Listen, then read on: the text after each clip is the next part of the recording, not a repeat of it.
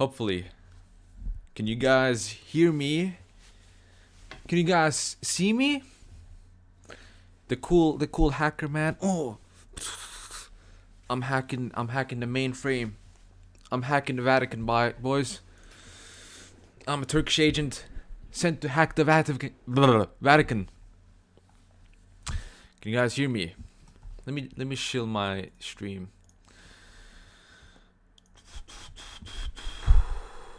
Seems like we got only 3 people. Kind of like way less than I expected. Maybe if I shill myself on Twitter. Uh,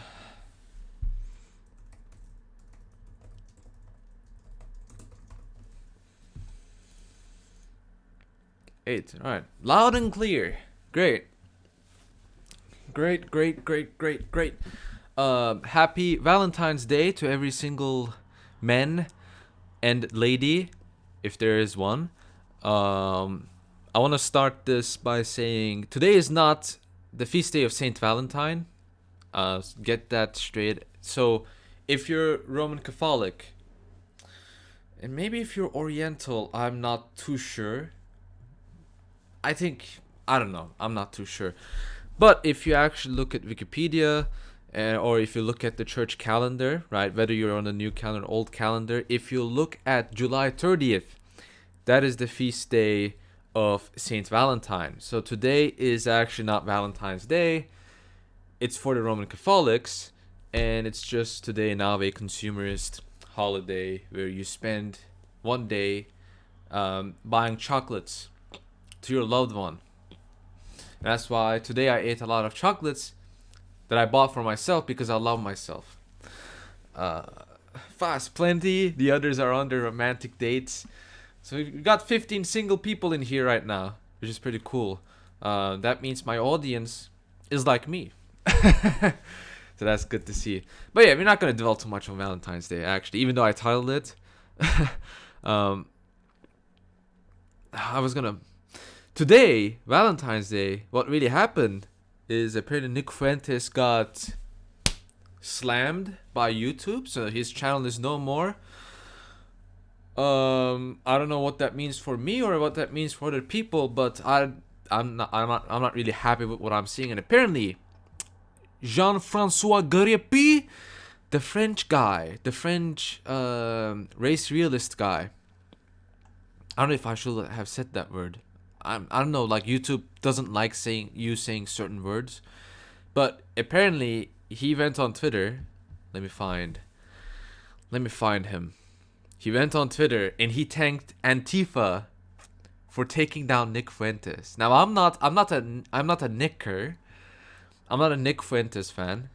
I mean, I don't hate him either. I'm like partial. I'm like whatever. I think he's cool. I didn't like the Catboy stuff, but I think he's cool. And what I saw is so JFG said Nick Fuentes is gone from YouTube thanks to all the Antifa volunteers who have contributed to our campaign. How do I show the screen? I'm a boomer with OSP, so I'm not really good at that kind of stuff. The Chad Pringle. Oh yeah, I've been eating Pringles. Yeah. Are you in France or Turkey? I'm in Turkey. I've never been in France. I don't know why. Like, do I look French? Red original Pringles. Oh, the phone stuff is coming up. I'm trying to not show this up, but hello, Chad. Oh, it does the keyframe frequency stuff again, but I'm gonna assume it's working fine. Let me take a screenshot for people that haven't seen. I'm actually gonna just copy paste it.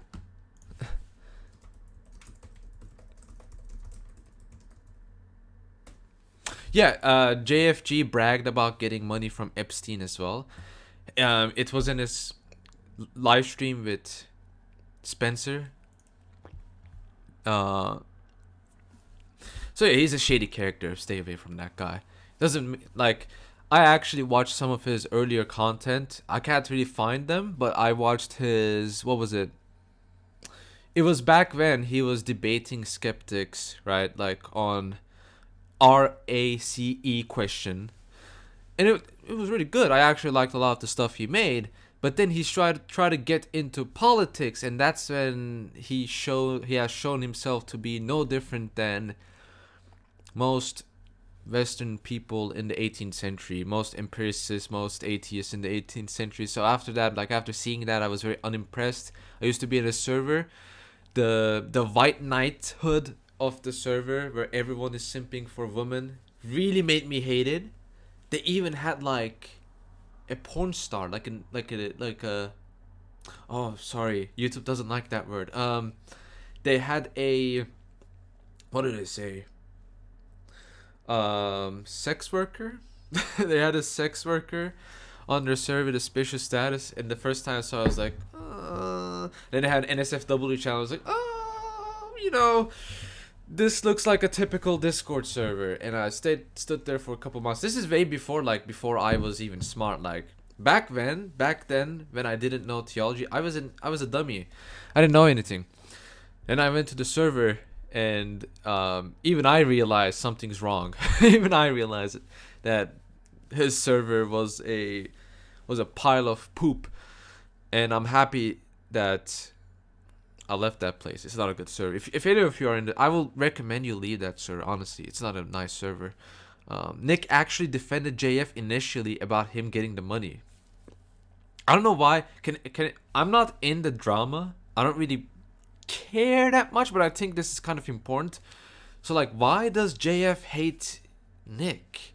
Is it because he's Christian? I mean, I know that he I am aware he did a review of the Jay Dyer debate, which apparently he was pretty mad about, which I don't really understand why he was mad about, but what he was even mad about. But I all I know is that he was mad. And adult actress, yeah, adult actress will have been. Every summer do the freaks get dumber? Yeah, and every winter their brain get thinner. Every spring they're chasing everything that blinks, and in the fall the freaks do it all, man. DJ Party Boy represent. Anyways, so yeah, I mean JF, I used to be a big fan actually. I used to be like, this guy's really smart. He's a biologist. He knows all about this ethnic stuff, and like he's on our side. But over time, when he started to get into politics, he really I really disliked him, and now he's like trying to be this political guy. He's like, "Ooh, I am like a quasi-libertarian guy. I believe in the borders." Like, no one watches you because of your politics stuff, honestly. People watch you because you're a biologist. Talk about biology. That's what people care about you. I mean, if I talked about anime that I watched, no one will watch me because no one really cares about what I think about anime. Maybe they do, I don't know, but no one will watch it, right? So I'm just keeping my mouth shut, and I'm not trying to make that like my central character. I can say that same thing about video games. I can say the same thing about my political views, maybe, because my political videos generally tend to be like not as popular as my theology videos, which I get is fine. That's the stuff that I'm good at, and that's the stuff that I'm focusing on. But no one's gonna watch JF because of his political views, obviously. JF's friendship with Dick Spencer made him and Nick not like each other because Dick Spencer always gets trashed by Nick. Oh yeah, maybe that is because I will watch your anime. Well, yeah, you will, but I don't think everyone will. But that's interesting. I mean, I think what's really important to note as well is that Richard Spencer, JF, these people are propped up. Richard Spencer was propped up by media out of nowhere after Trump got elected. Drumpf got elected, and JF got propped up by Epstein money. What's going on over here? Why are these right-wing nationalists getting propped up by foundations? And then you see something very common, and it's really generally they're promoting a anti-spiritual or a false spiritual revolution. And I think ultimately the real battle, and I used to be part of like the real battle is politics. The real battle is about globalism. The real battle is about Having borders, the real battle is about all of this stuff. That used to be my view, but really the real battle is about a spiritual battle. And I think what they're really trying to pull people away from that sense, and I think that's why even like I don't think Nick might be a silly person with the Catboy stuff. I don't think he's a bot person. Maybe he is. I'm not too sure, but I don't think he's like a. I think he's like a grassroots kind of a tradcaf guy, and you can see the tradcaf presence growing, which is both good and bad.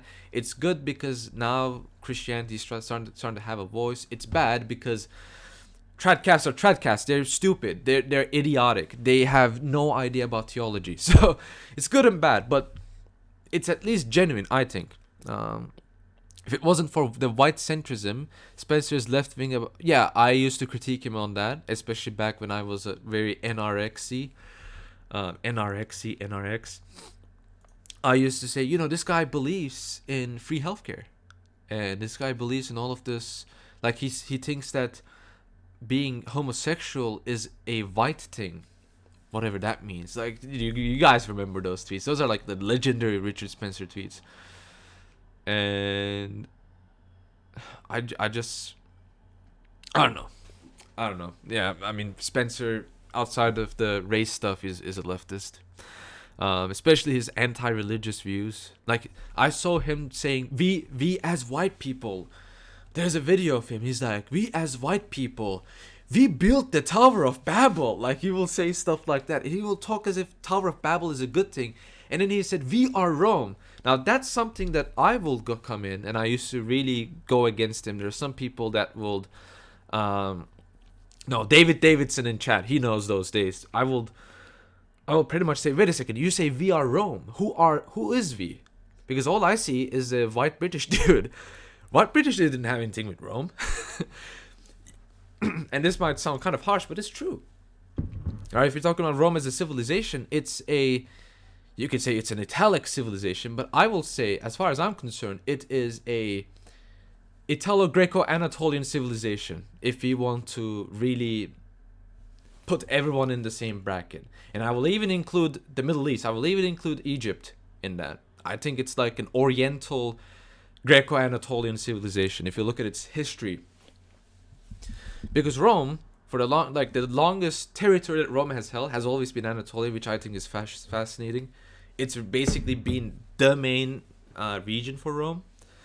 But the point I'm trying to make is that like when people like Richard Spencer say, "Oh, we built Rome," no, you didn't have anything to do with it. You're a Western European Anglo guy. You didn't have anything to do with Rome. I should be the one saying that. I mean, I'm even called Roman by Turks. So it's just that I see this like, oh, we are Rome kind of sentiment from a lot of Western Europeans, and I don't. Maybe it's HRE. What did it say? JF said 2 + 2 can equal 5. He should be taken seriously philosophically. Oh yeah, he's philosophically speaking a brainlet. He's only talking because people want him to talk in that.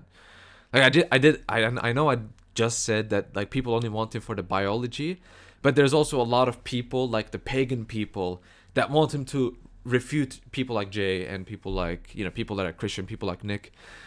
I think Jay regrets going on a stream with JF because he's a Fed. No, the stream he did with JF was pretty good. It converted a lot of people. Actually, it was an amazing stream. Like he banked on JF's egoism. No, JF's a complete. No one who consistently enters into relationships with mentally handicapped women, takes money from Epstein, and openly says he's only WN because it will benefit him is good. Well, if a woman is mentally ill, I might be. Nah, I'm just kidding, but yeah, I know about that. There's so many things to talk about. I don't want to make this stream exclusively against him. Dang man, I remember when you were. Well, I might still be. Who knows? I've stopped politics. I stopped caring about politics in 2018. I think. That's when I started to read the church fathers and take orthodoxy more seriously. That's when I got baptized, and ever since then I've been like reading the church fathers only, which has I think been really good for me, and I will recommend that for everyone. Read the church fathers; it's really good. For noobs, I will say read second sources like start with secondary sources because they kind of allow you to get into the mindset. Like if you're a noob and you're gonna say, let's say you're gonna read On the Incarnation by Saint Athanasius, and you're just completely a noob, you have no idea about terminology, theology. What's gonna happen is that you're gonna be 5 pages in, and you're gonna be like, "What the heck is this guy talking about? What is this dude?" And a lot of really stupid people read the church fathers without like properly being introduced, and they come up with like the stupidest heresies. I remember seeing a Christian, so-called Christian Zionist, referring to Saint John of Damascus, and he had a completely Nestorian interpretation of two natures, and it just made me facepalm because he has no understanding of the history of theology. Spencer ranted about Turkey and said he will retake Constantinople and throw people in the ocean.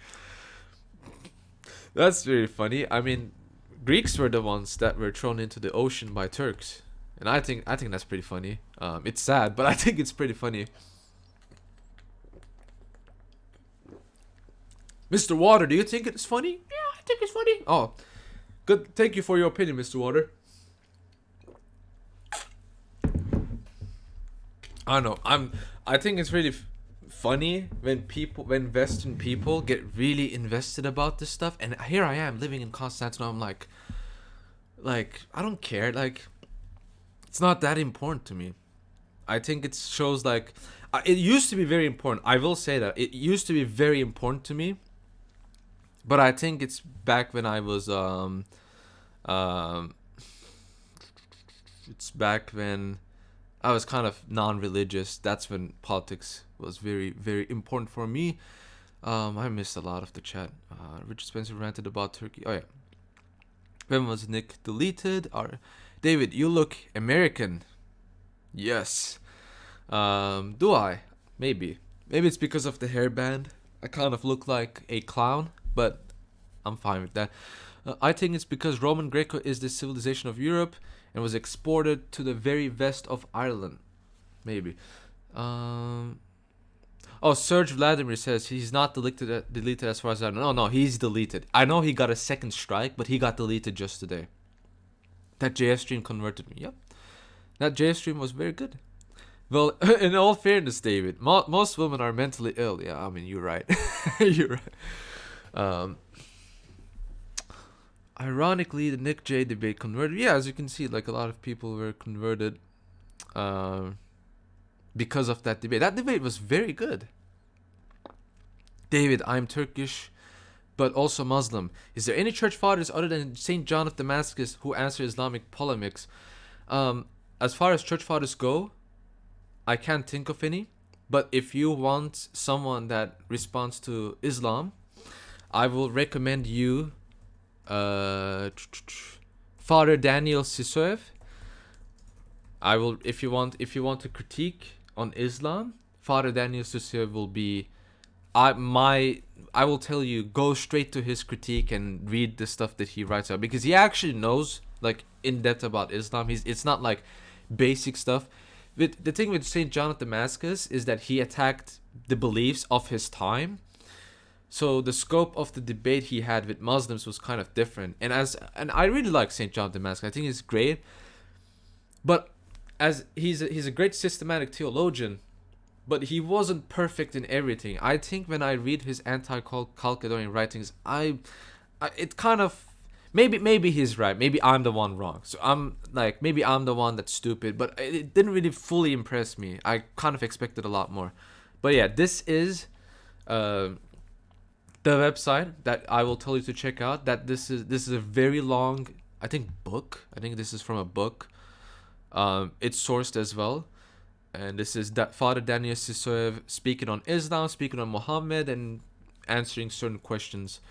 So that's what I will tell you to check out. I think he converted a lot of Muslims, so he knows about Islamic apologetics. Hey man, don't drink water from... This is not a plastic. This is a... What was it? Glass bottle. This ain't plastic. David, the real Matt White, resembles me. This Bosnian Swedish YouTuber called Angry Foreigner. I think I saw his videos. Let me see. Angry foreigner. Dang, dude, I really do look like him. But that's not cool because he's Bosnian and I'm not a Bosnian. Ugh. I got 0% Bosnian or Serbian or any Balkan DNA. Trust me. Well, not any Balkan, but any non-Greek Balkan DNA. That's it. He's a real martyr, yeah. He was killed by him. Is Shil Piro celebrating Nick's YouTube ban or something? No. I posted it here. I'll post it again so you can see it. Serge Vladimir. There you go. We were talking about JF celebrating Nick being banned. That's what we were talking about. In on the topic of Islam, I think the way I will kind of tackle Islam is really just give a detailed explanation of our position. I think Islamic apologists, like when I read them, I think they're very confused about our position, and they kind of try to make it something that it isn't. So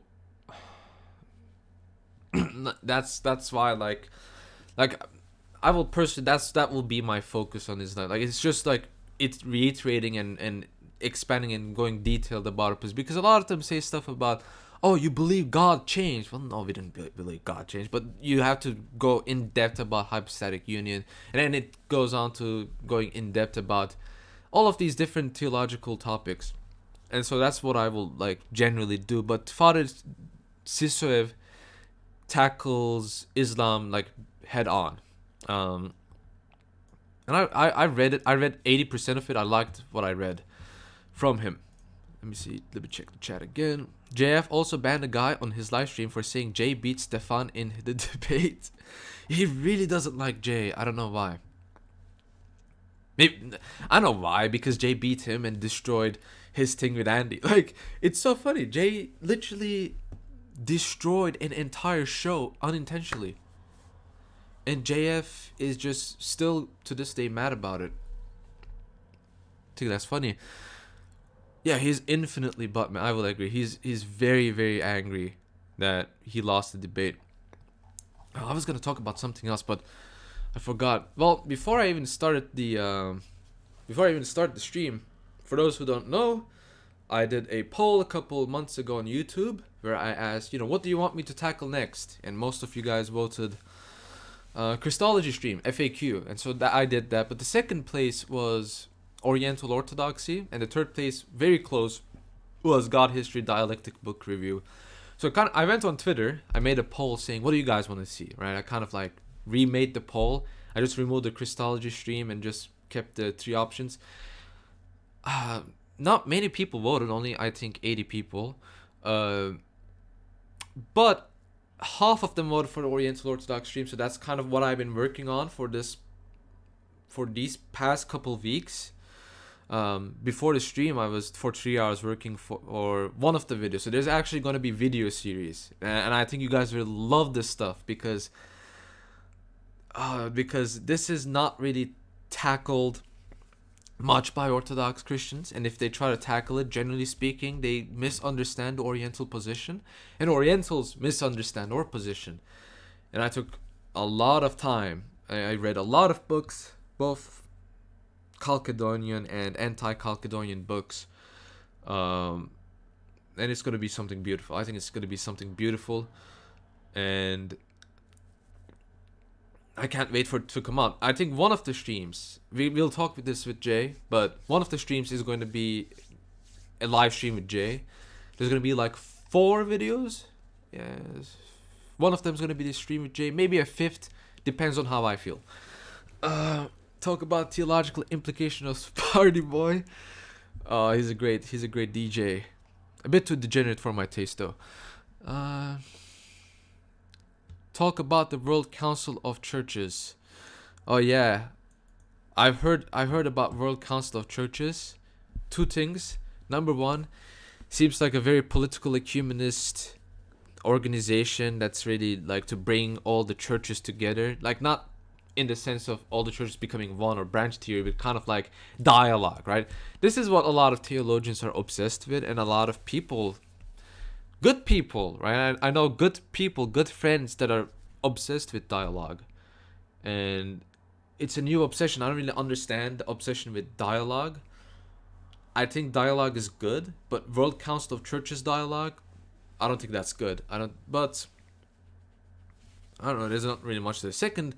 Um, I don't think anyone serious or anyone that has power in Orthodoxy really cares about World Council of Churches. They're just in there for, to be. It's like the UN, right? It's like the UN. Is the UN a good organization?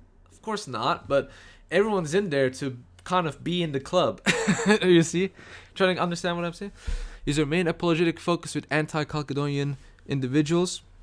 I mean, when I first started this channel, it was Roman Catholics, and then it changed to the old calendarists, and then old calendarists instead of Acantists, and then it's kind of been with both, with me clarifying both ecclesiological positions, both theological positions, and now I'm starting to focus on anti-Chalcedonians. So yeah, there's gonna be like multiple huge, really detailed videos focusing on anti-Chalcedonians, stuff that you're not going to find in any other video on YouTube. Like, you won't be able to find this kind of stuff. I know I'm hyping it a bit too much, but the friends that I talk to about this every single day, they're sick to death of it. They're like, please shut up. Like, okay, we get it. You found this, you found this, you found that. But it's really amazing stuff that I found. I can give a spoiler. I read Jacob of Sarug. What's really interesting about Jacob of Sarug is that I found out he's in the Roman martyrology. So even in the Latin Rite, he's a saint, but he was anti-Chalcedonian, you see. And I posted it on Twitter, I found, and this is not actually me digging against him, this is actually me agreeing with him, is that I found really interesting exegesis from him where he says that Christ kind of hid his divinity in his humanity to deceive Satan. So when he was on the cross, he will destroy death and surprise Satan, basically. And like I found it really interesting. And turns out that's actually a patristic. It's a fish hook theory apparently that was used by other fathers as well. I found it pretty interesting. But one spoiler alert I will give is that Philoxenus of Mabog, a great Oriental saint, is a materialist. I refuse to elaborate, but he is a materialist. He believes the soul is material. I refuse to elaborate more on that point. So, if you think I'm making this up, you can read Chestnut's book, The Three Christologies. Really good book that explains the Christologies of Severus of Antioch. There is a mistake. There's a minor mistake she makes, but the book is really good in general. And if you want to understand anti-Chalcedonian Christology, I think that will be the book for you to check out. Will you be uploading more videos? Yes, I will. Thoughts on Saint Paisius' prophecy on Turkey?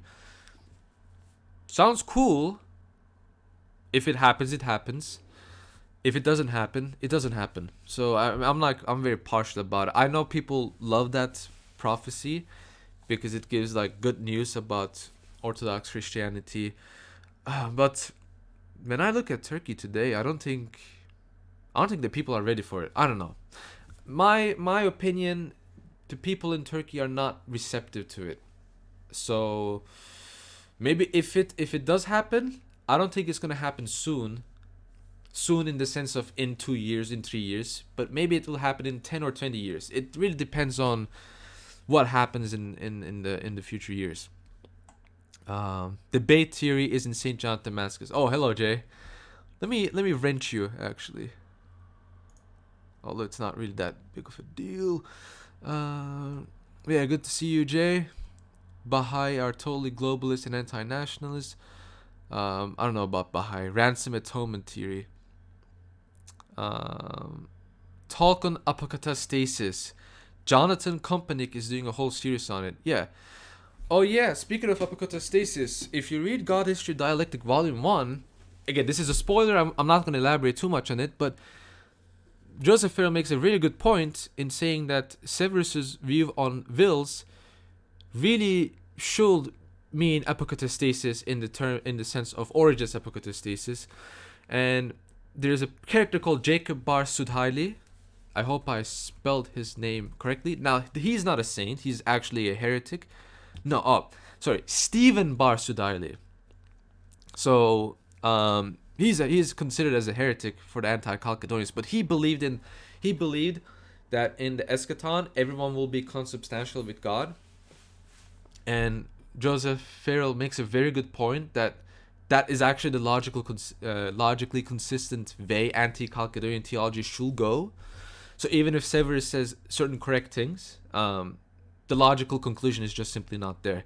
So I think that was a good point, but I will elaborate on it in a couple, maximum 2 weeks. So keep your eyes open for that. In Islam, all of the schools, we believe the soul is immaterial. Yeah, I mean, Philoxenus' view that the soul is material, like when I read it, I was like, are you serious? Like, it's crazy. Like, he believes God is material. Like, he's literally a materialist. And he's like, God is tin, and God is like very tin material. And like, the thinner you are, the better you are. And it's a very interesting, it's a stupid view, but it's a very interesting view. So in terms of apocatastasis, Alex, I will recommend you to check out my refutation of universalism. It's a short refutation that I did against David Bentley Hart, but essentially, if you read God, History, I know I'm referencing that book a ton of times, but if you read God, History, and Dialectic, the real epicatastasis, especially if you read Saint Maximus. So Saint Maximus has a very orthodox understanding of universalism and epicatastasis. You can check that out. Really, the difference, I'll let you respond to it. The difference, the main point of divergence that we have is that we both agree that there's going to be a restoration, some sort of epicatastasis, but the real difference is that whether our wills are going to be subjugated or not. You understand? So our mode of willing that is based on history is going to be the mode of willing is going to be based on our history. So when human life, right? So for example, right now your history is progressing. When you die, your history ends. And so in the apocatastasis, when all history ends, your mode of willing is going to be dependent on how it was used in your history. So do you understand it? So David Bentley Hart's critique is basically the free will, if it really knows what is good, will always choose the good. That is his argument, and that is his point. And that's the point of divergence that we have with David, and that's a huge divergence. It's not like something really small, it's a really huge divergence, and I think Jonathan is kind of like on that track. So Saint Maximus provides the antidote for all of those radical universalist positions. I believe the fishhook theory shows Christ is doing taqiyya, which Christians say we're immoral for. In Christianity, Christ deceived the deceiver, so people shouldn't complain. Yeah, taqiyya, well, my main problem with taqiyya, and I know like people think taqiyya means just lying deliberately. It's actually more focused on lying to stay alive. Lying for a greater good, right? And the greater good generally is, for example, if you're a Muslim and you're in a country that persecutes Muslim, you can say that you're not a Muslim, right? So being a martyr in war is preferable than being a martyr in faith, right? Being martyred for your faith. So that's kind of like the Islamic understanding. So there's a lot of people that actually like have a wrong view of taqiyya. My problem with that is, as I said, I think in Christianity, being martyred for your faith is better than being a martyr on the battlefield. But that's a different debate. But yeah, I used to be like one of those people. Oh, taqiyya. Islam says you should lie to people, but it's not really as simple as that. World Council of Churches is part of CIA NATO control. Yep. But as I said, the bishops, I think the good bishops, it's kind of like a club. Like it's like the UN, as I said. It's just a club that you kind of have to be in that sense. So it's not something that like I know the fake Orthodox use it all the time. Oh, you guys are in World Council of Churches. This proves you're ecumenist, but I think that's silly. too many people make that. I don't get his ecclesiastic term, so he must be wrong. What did the chat say? In my last discussion with my Calvinist friend, he tried to argue that Protestantism is true because the West is wealthy and has lots of innovation. How will you address this? Do I need to address this? I think I will just call him an idiot. I will just call him an idiot because this is prosperity gospel. So this is no different than prosperity gospel. Jesus did not promise a earthly wealthy kingdom. He promised a heavenly kingdom. So if you put your trust in earthly kingdoms, well, you're going to be ending up in the prosperity gospel heresy. So I think it's just a really stupid argument, really. I mean, the West is wealthy and has, look at the West now. Like even for the prosperity gospel people, look at the West now. You think the West is so prosperous with all this degeneracy? Of course not. Give me a break.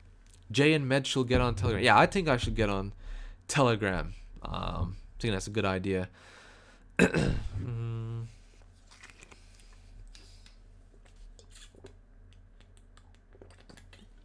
Deacon Sweden said Stefan Ivergate. That's really funny because Deacon Sweden is the guy who divorced his wife while he had kids, and his wife divorced before marrying, who also had kids, and they married, and he became a deacon. And if you look at certain TO people, they say even World Orthodox don't do this, and they say he's a Vagante bishop, which I think they're correct. But Sweden is an idiot. He doesn't, like in the anti-Chalcedonian debate, he literally has no clue. He has absolutely zero clue. He thinks that me saying Miaphysis of Saint Kirill being acceptable in Orthodoxy means that I'm an ecumenist heretic. I mean, has he read the Fifth Ecumenical Council? The Fifth Ecumenical Council literally affirms Miaphysitism in the Kyrillian sense. Even Chalcedon, in an apophatic manner, affirms Miaphysitism, I think. I think that's a very convincing argument, because if you look at the qualifications, I talked about the qualifications like I think 3 times in the Chalcedonian definition of faith. It's apophatically affirming Saint Kirill's theology. I mean, it literally says that we observe 2 natures in Tar. The Greek word is gnorizumenon. So it's really silly. Like this is like basic level stuff. This is like baby basic level stuff. And he doesn't even know this. And in the debate, he didn't even bring up Eutychius. And after the debate, they were like, "Oh wait, there's this guy called Eutychius that was like they don't even know about this stuff." They're such silly people, and they deserve for having low subscribers. I know I'm kind of flexing subscriber counts, which is not really a good thing, but there's a reason why no one watches them, because they're stupid, because they have no idea what they're talking about, and people see that, and they're like reason and theology. Have you guys noticed, to those that know reason and theology, that the only time they're popular is on the back of the Orthodox? People only watch them because of the Orthodox content. Have you noticed that any of the Roman Catholic videos, nobody watches them? It's zero. It's absolutely zero. No one watches them. No one watches it for Michael Lofton's reflections. Why? Because people tune into that channel. They're like, oh, I want to know what they think about Eastern Orthodoxy. Like, that's the reason why. So it's on the back of us. It's on the back of Jay. It's on the back of Orthodox Christians. And it's kind of like the same. Like it's these are 2 stupid groups of people that people can understand are stupid. Deacon Sweden uploaded himself chanting. Oh yeah, the Akatist video. I saw that video, Jay. I saw you send that video on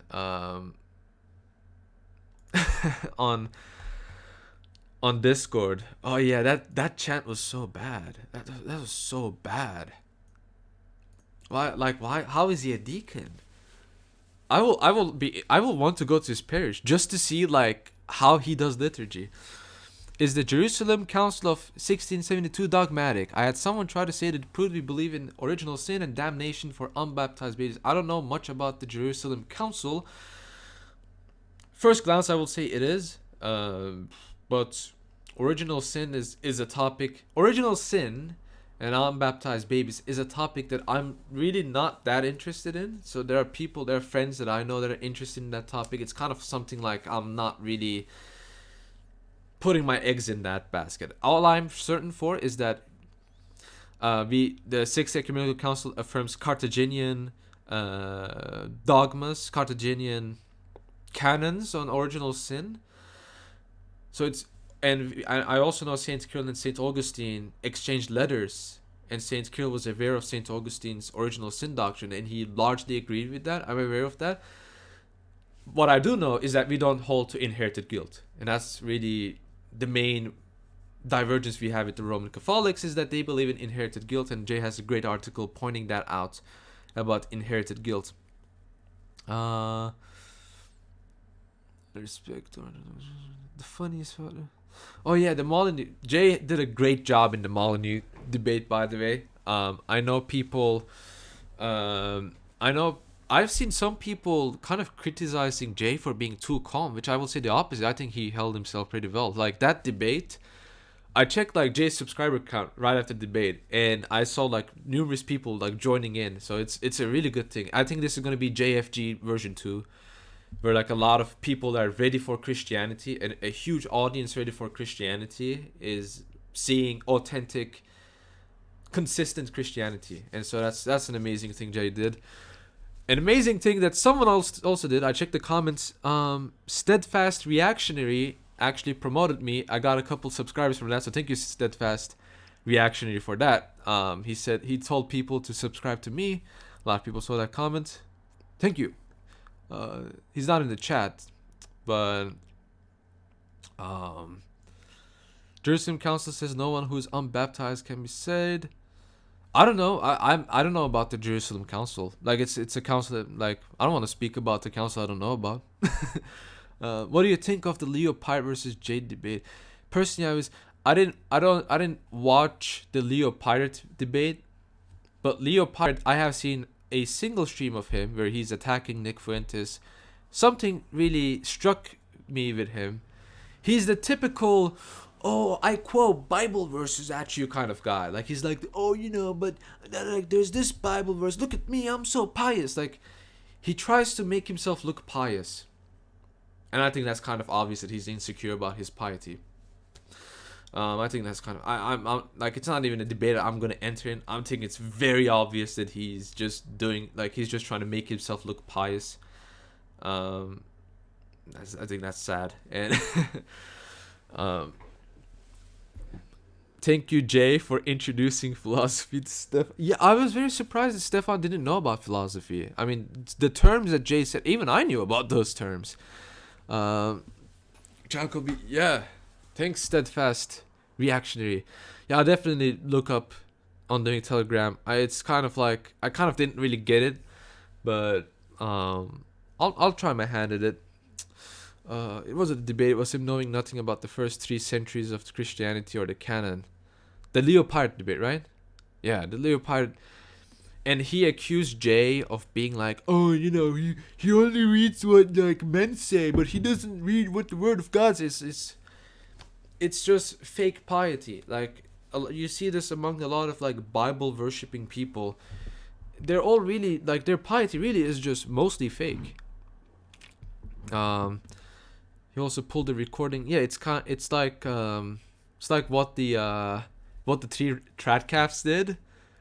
How you Congo Aquinas? Oh, you read the fight days, right, Jay? Jay, how you read the fight days? That guy got really mad at me too. I think I banned him from a server, from a Discord, from a Roman Catholic. I used to be a mod in certain Tradcaf Discord servers because they liked me. No, it's because I knew Zachary Robert, which is the guy I responded to as my first video. If you guys don't know, I used to be his friend. I think we're still friends, even though we haven't talked to each other for a while. But we're still friendly. We still like each other. We still are in good relations. I used to be a mod, and I banned Congo Aquinas when he like got really mad. Which was funny. He said, oh, I'm gonna get you banned on Discord, and my account is still standing. Kind of like with the Oriental Heterodox and the feminist woman on Twitter. if you guys don't know what happened there a couple weeks ago, there have been feminists, because of the video on women, trying to get information about me and saying that they're going to report me to my bishop, which I don't care. Like, what's my bishop gonna do? He's just gonna laugh at you. If you said that, if you screenshot the things I said both in the video and in Twitter to my priest, he will probably agree with me. I know my priest. And then 1 week later, bunch of Oriental heterodox, there's a screenshot on Twitter. He says that he called on his Instagram followers to report my Twitter. And he's like, if you want to fight against this great injustice, report this guy's Twitter. And he wants me suspended for 2 weeks for posting a public picture of someone in Freemason gear. I might even send a tweet, but oh man, so funny. Like, feminists and Oriental heterodox grouping together to get rid of me. I mean, that's such an obvious way that the devil has shown himself to exist in this manner. What was the tweet? Okay, let me find it. Okay. Found the tweet, I think. Some of you might know this. This has been very funny.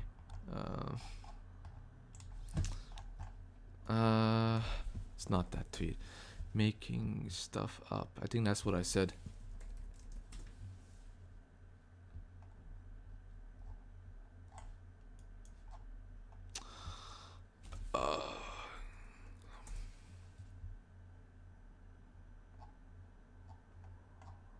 I can't find it, but like, the moment I said I can't find it, I found it. All right.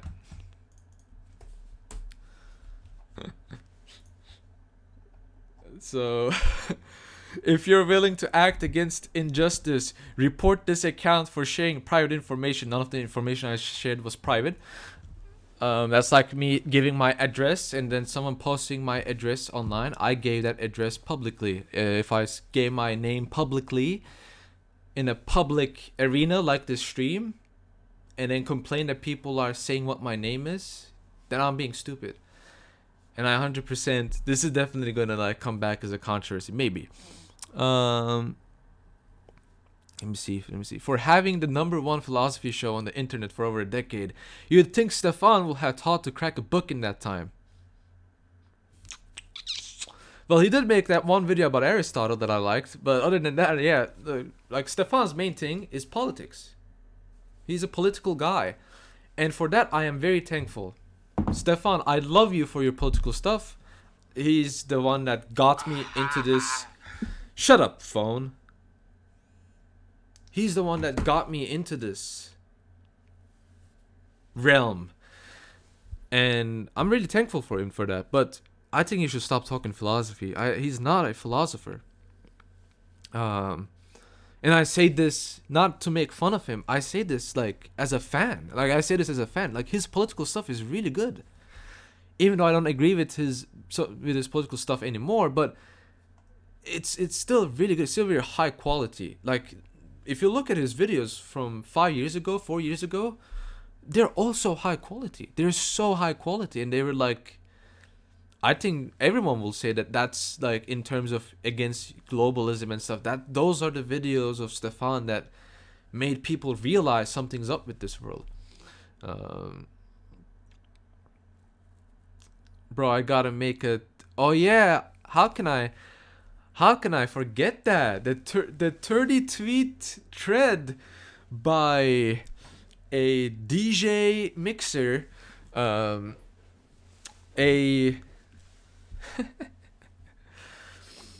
So yeah, 2 days ago I think someone made like 30 tweets. It was on the day of the publican and the Pharisee too, I think. That or a day after. He made a huge series of tweets just talking about how much of a piece of poop I am. How much of an evil person I am. and I didn't even read a single one of them. I didn't really read a single tweet of them. I only read, like, my friend sent me like 2 tweets, and I was forced to read. But then I said, like, I literally don't care what he thinks about me, which I don't really.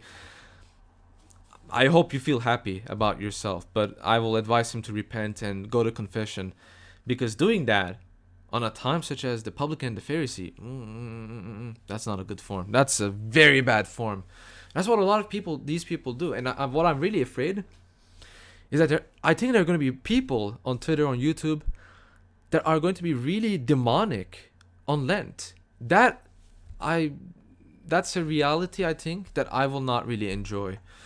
I hope they don't do this. I hope Lent becomes a peace, like a peace treaty between all of these people. I really do. I genuinely really hope, because if not, it's gonna be a really nasty Lent. Really, it's gonna be a really nasty Lent, and that's when I will start questioning the spirituality of certain Orthodox Christians. Like Lent, like, please, let's be calm and good in Lent. That doesn't mean that we can't say mean things, supposedly mean things, but like, we shouldn't start fights on Lent. Like, I've seen people, oh man, the one day, the publican and the Pharisee, the one day you're supposed to try not to be a Pharisee. I've seen 2 people opposing me be Pharisees. It's like, oh man, like, these are the people that oppose me. I hope it's these kinds of people. I hope it's not like people of good character, because then I will have to question what I'm doing. Stefan mixed bag, yeah, it's from Titus 3:10. What was it? What is from Titus 3:10? Oh, after 2 admonitions, separate yourself from heretics. Yeah. How many ecumenical councils are there in Orthodoxy?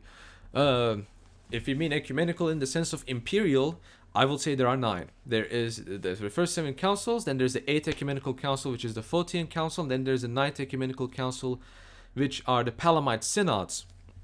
If you want to say in terms of the councils that we share in common with other denominations, than 7. If you want to speak in terms of ecumenical councils as in dogmatic councils, then there are a lot of different dogmatic councils. So it's not just ecumenical councils. Really good example, the Council of Jerusalem in 1444.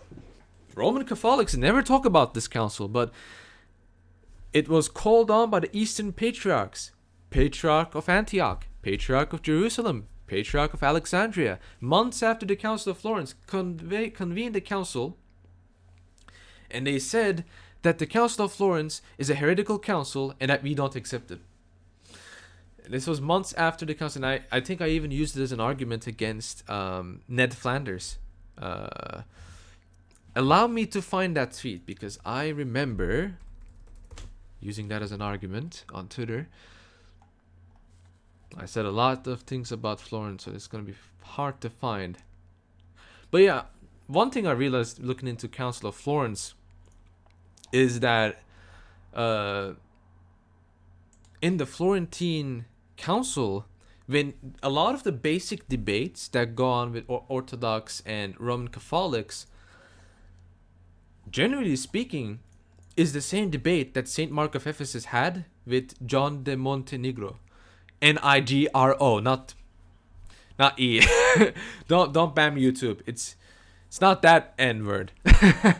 But it's really interesting. It's literally the same exact debate. By the way, 68 concurrent viewers. Love you guys. This is the best Valentine's Day gift I ever got in my life.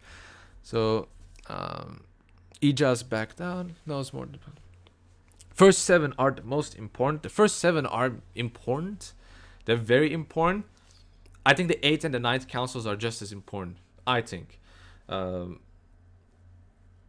4th council is definitely very super important. I think the 5th council is very underrated. Because the 5th council kind of really fleshed out our Christological tradition. And I think it's kind of like the 5th ecumenical council, as far as the West is concerned, is kind of like just not there. It's just doesn't exist. But the 5th ecumenical council, I think, for Cyrillic Chalcedonians is a huge, massive victory, and it defines our Christology. 69. DJ Party Boy. Viewers, always keep it 69. Um, Everyone knows when to pause. What do you think about the rotation speed of banana? Very high. Maximum velocity. But yeah, Jay is gonna debate with other Muslim apologists. Ijaz backed out, but hopefully we see more, right? Hopefully we see more. It will be great to see that kind of stuff. You're not alone on Valentine's. You're hanging out with the boys. Yeah, I mean, yeah, 66 people, single people, on a Valentine's Day stream. Amazing. Well, not Valentine's Day, but Western Valentine's Day, let's say. Because as I said before at the beginning of the stream, today is not actually the feast of Saint Valentine. That is July 30th. If you look at the calendar, you'll see that I'm right. There's also July 6th, that's also a feast of Saint Valentine, but it's a different Saint Valentine. There's also other Saint Valentines on different days, but July 30th is the Saint Valentine of Rome. Galentine's Day. Really? Galentine? Oh, I forgot to mention. Yeah, let me find a screenshot of it. It was like a screenshot that I got from the Council of Florence book from Ivan Ostromov. Amazing book. I will recommend everyone check it out. It's a very good book. It really illustrates many of the things that is wrong about the Roman Catholic position.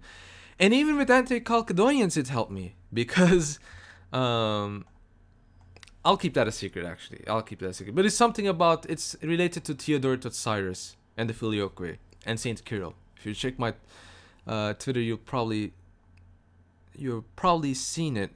I'm trying to find a screenshot.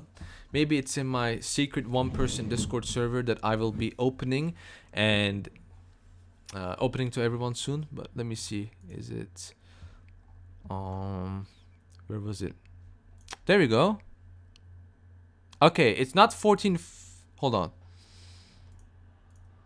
Let me find the.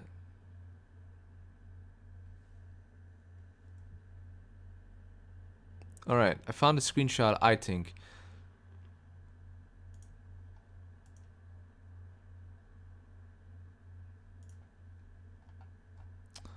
Yeah, I think I found. There's two screenshots. I'm gonna post the Discord links because. So this is page 169, and this is page 170, that talks about the Eastern Council against Florence. I think I didn't really read it in full. I should have read it before.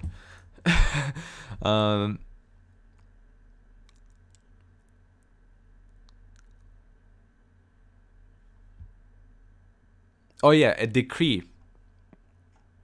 Right, in 1443. So there is three patriarchs, three major patriarchs that rejected the Council of Florence months after Florence. Huge argument that not only proves that our consular system actually works as intended, unlike what Ned Flanders and what was that other guy's name, Taylor Marshall said, which by the way both blocked me. It's unlike what they say. We actually do have an instant response to Florence, for example. So it absolutely refutes the Florence argument. And what's funny, Jay, you know what's funny about that book? Michael Lofton has that book. I saw a screenshot. A friend told me I saw a screenshot of him. Like he has his like huge book library, and that book is one of those books. But I don't think he reads any of the books that he has in his background, because if he did, well, first of all, if he really did read those books in his background, he wouldn't need Eric Ibarra. He wouldn't need anyone else. He will be able to make a show on his own. But as you can see, he's very clueless about all of this kind of stuff. And so I'm kind of thinking, like, did he buy these books to like make himself look smart? I think that's what he did. That's kind of pathetic. I don't know how you can read that book and still remain like still use Florence argument or still think Roman Catholic system, ecclesiological system is superior. I can't understand. I can't understand how you can read that book and still remain Catholic. uh, they're a set piece. Yeah, they're definitely a set piece. Um, Mr. Water, do you think Michael Lofton is stupid? Well, you see, you need to be nice to people like Lofton, but his show is really bad. Spoken words of wisdom. And this is why I drink from you. Matt White, do you think the Roman Church's wide missionary outreach across time is a strong point in its favor over Orthodoxy? Well, I will say let's compare two missionary efforts. For the Roman Catholic, let's talk about South America. Right, it's a big missionary effort, and a lot of people converted to Roman Catholicism. On the Eastern missionary efforts, we see Russia, Saint Kirill and Saint Methodius, and I know that some people might say, oh, but it was the pre-schism church, so it's actually still us. I think that will be a very silly argument. They were obviously from the Byzantine Empire at the times where West and East were really, really against each other. It's kind of like saying that the anti-Chalcedonians, like any arguments they used against us before their official schism in 520 is invalid. Like, it's kind of saying that kind of stuff. I mean, the anti-Chalcedonian schism didn't formally begin in 451. A lot of people don't really understand, but it really formally began in 520 with there was an Alexandrian patriarch that got deposed, and that Alexandrian patriarch started to ordain clergy and on his own, and that's when the schism really started to manifest itself. But before that, it was actually a resistance inside the church. So the point is, Saint Kirill and Saint Methodius will be representing the Orthodox party. So we see Russia, bastion of Orthodoxy for centuries. We see South America, Santa la Muerte, and you see all this syncretism. I mean, if you compare the two missionary efforts, I have a hard time seeing how the Roman Catholic missionary efforts were superior. First of all, it was on the back of various strong European nations, whereas Orthodoxy's missionary efforts were on the backs of Russia, which is still a big empire, but even then, it's not like a massive empire. And even before that, we will attribute most of the missionary works to the Byzantine Empire, Roman Empire, let's say. So I don't think it's a legitimate, and we're seeing a growth of orthodoxy. So I don't think that, like, I see Roman Catholics make that argument. We tackled that in our stream against Taylor Marshall. If you compare the two main, like, huge missionary achievements, Russia is a very good missionary achievement. It doesn't mean Russia is perfect. There has been turbulent times in Russian ecclesiastical history, even before Peter the Great Devil, even before the communist revolution. But the point is, Russia adopted orthodoxy as it was. We can't say the same for South America. Even, I think, traditional Roman Catholics will have a very difficult time saying that, I think.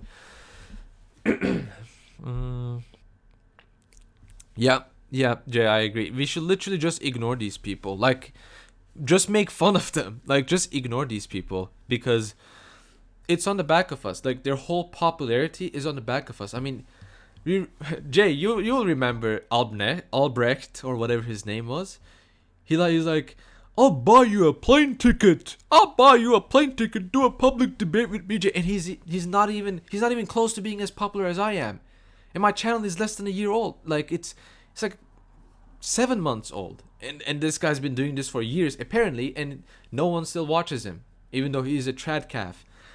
So he's a literal nobody telling people to do a public debate when he won't do a proper debate at the moment. I mean, these people are comedians. These people are absolute comedians. We should not take them. Taking them seriously is hurting them, I think. They are not serious people, I think. a lot of us atheists have no clue what most of the vast jargon of orthodoxy means. Well, I will advise you to check my videos first of all, because a lot of the stuff I talk about I think is very basic. I kind of define the terms, especially in the Christological stream. I kind of define the terms. Essence energy's distinction video, right? It's like a 10-minute video. I think even less than 10 minutes. Really basic introduction. So I try to make it basic as far as I'm concerned. I will recommend this link from Jay where he explains the terminology, which is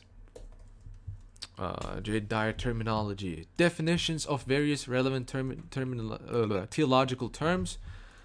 I will recommend you check this out if you want to know what terms mean. I will also note that church history is very complex. Certain terms, they don't mean the same way as we mean today. A great example will be, if you look at the anti-Chalcedonian perspective, the way they understand what nature, physis is definitely not the same as we understand what nature and physis is, right?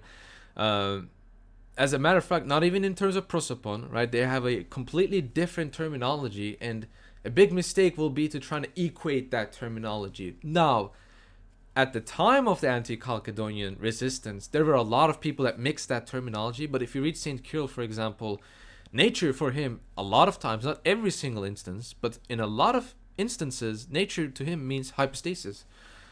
So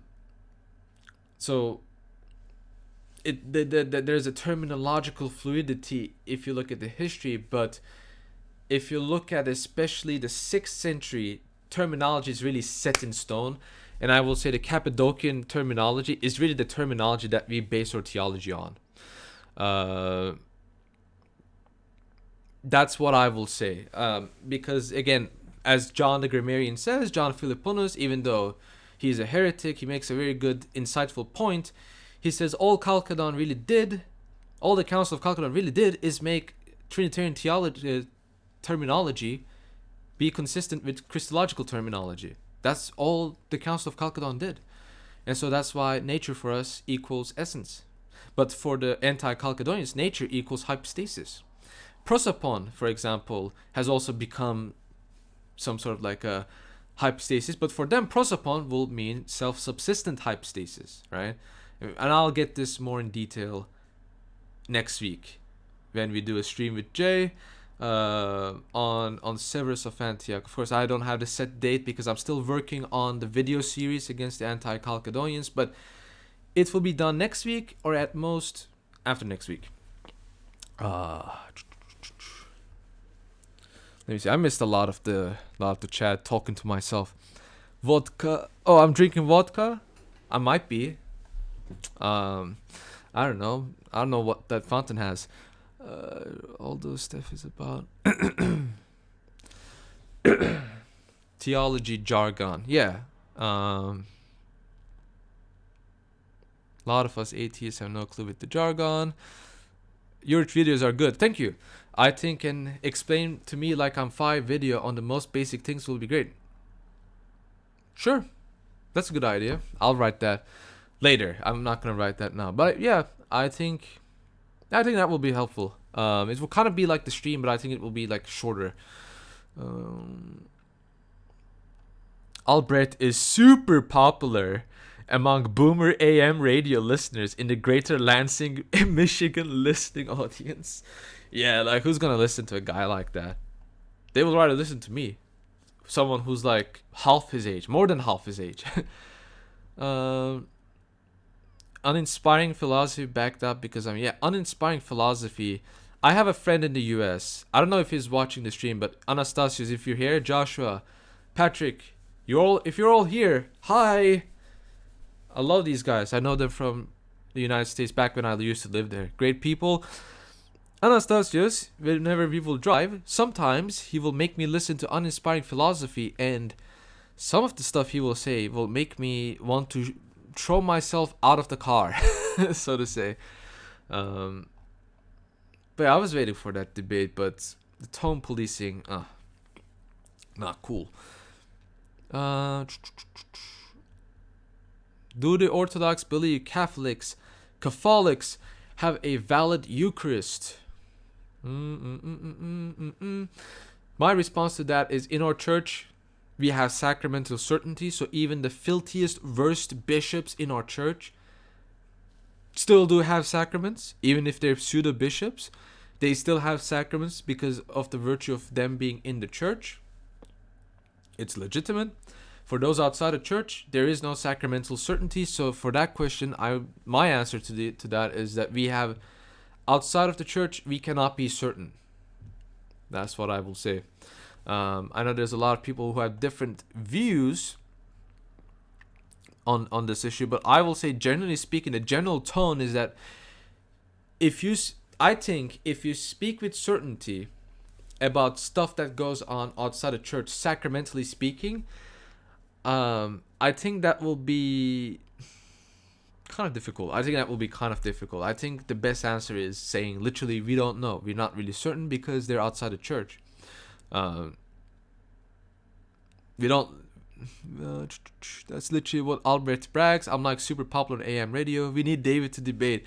David versus Tradcast. Maybe I will actually be. I will be willing to debate an anti-Chalcedonian priest. How about that? If there's any anti-Chalcedonians, Oriental Orthodox, that know about me and want me to debate someone, I can debate your priests. Why not? Let's bring me your smartest priest, bring me your greatest priest, and I'll debate them. There's apparently Father Peter Harrington, I think that's his name, that used to be on YouTube, not anymore. Maybe I can debate him. Maybe I can debate someone else. I'm willing to debate anti-Chalcedonians, and I don't want to debate random dudes from the internet. I don't want to make them feel special. It's the opposite of what I want to do. But if a priest, someone that actually knows this kind of stuff. But then again, Reason and Theology has a video where they invited a subdeacon from the Oriental Church, and the first thing he says is that none of the fathers use the into nature's formula, which is... Did you even read Leontius of Jerusalem against the Monophysites? Did you even read that? There's like a whole... I have right now, like that's one of the videos I'm gonna be doing, so I'm not gonna spoil too much, but let's refute that instantly. So none of the fathers use into nature's formula. Okay.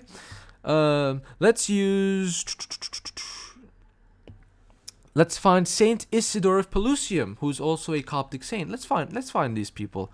Where we go. All right, Saint Isidore of Pelusium. All right, yeah. Saint Isidore of Pelusium to Pope Kirill of Alexandria. The source for this, allow me to find the source. Is it from Ambrose? No. Oh. Isidore of Pelusium, let's see. Letter 323. Isidore of Pelusium. He says to Pope St. Kirill of Alexandria, you yourself will not deny that the true God over all became a man, not changing what he was, yet taking on what he was not, one existing son in two natures. This is a Coptic saint that says in two natures, and he tells to St. Kirill of Alexandria, you will not reject this. And does St. Kirill reply by saying, actually, I reject it? No, he doesn't. Immutable and unchangeable, both new and eternal, since you have exceedingly large number of proofs concerning these issues from our Holy Father, the great Athanasius. Instantly refuted. So this is how stupid anti-Chalcedonians are. This is just one quote, by the way. And this, again, Saint Isidore of Pelusium is also a Coptic saint. Look him up. He's a Coptic saint too. So there's Coptic saints that use into nature's formula.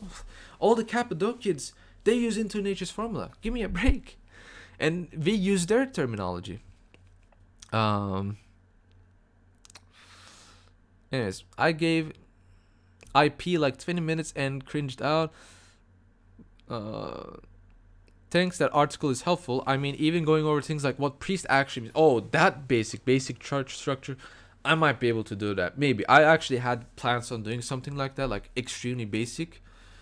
That will be a good idea. I think I will do something like that during Lent. I think that will be very fitting for the Lenten period. That sort of a video. Soydom Cooper, yeah. By the way, if you want, I can even show this quote right up here. I can show the quote in Greek. I have the Greek version of that quote too. Um, that Leontius of Jerusalem uses. Leontius of Jerusalem Against the Monophysites is a very good book. Now, there is a problem. Leontius of Jerusalem is a very bad textual scholar. A lot of the quotes he uses is forged, made up quotes. But a lot of it, most of them are genuine quotes used by Leontius. So it's a good book. I will recommend anyone that's interested in quote mining anti-Chalcedonians to check it out.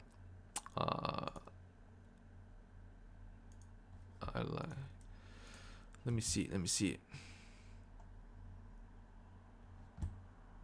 Hold up.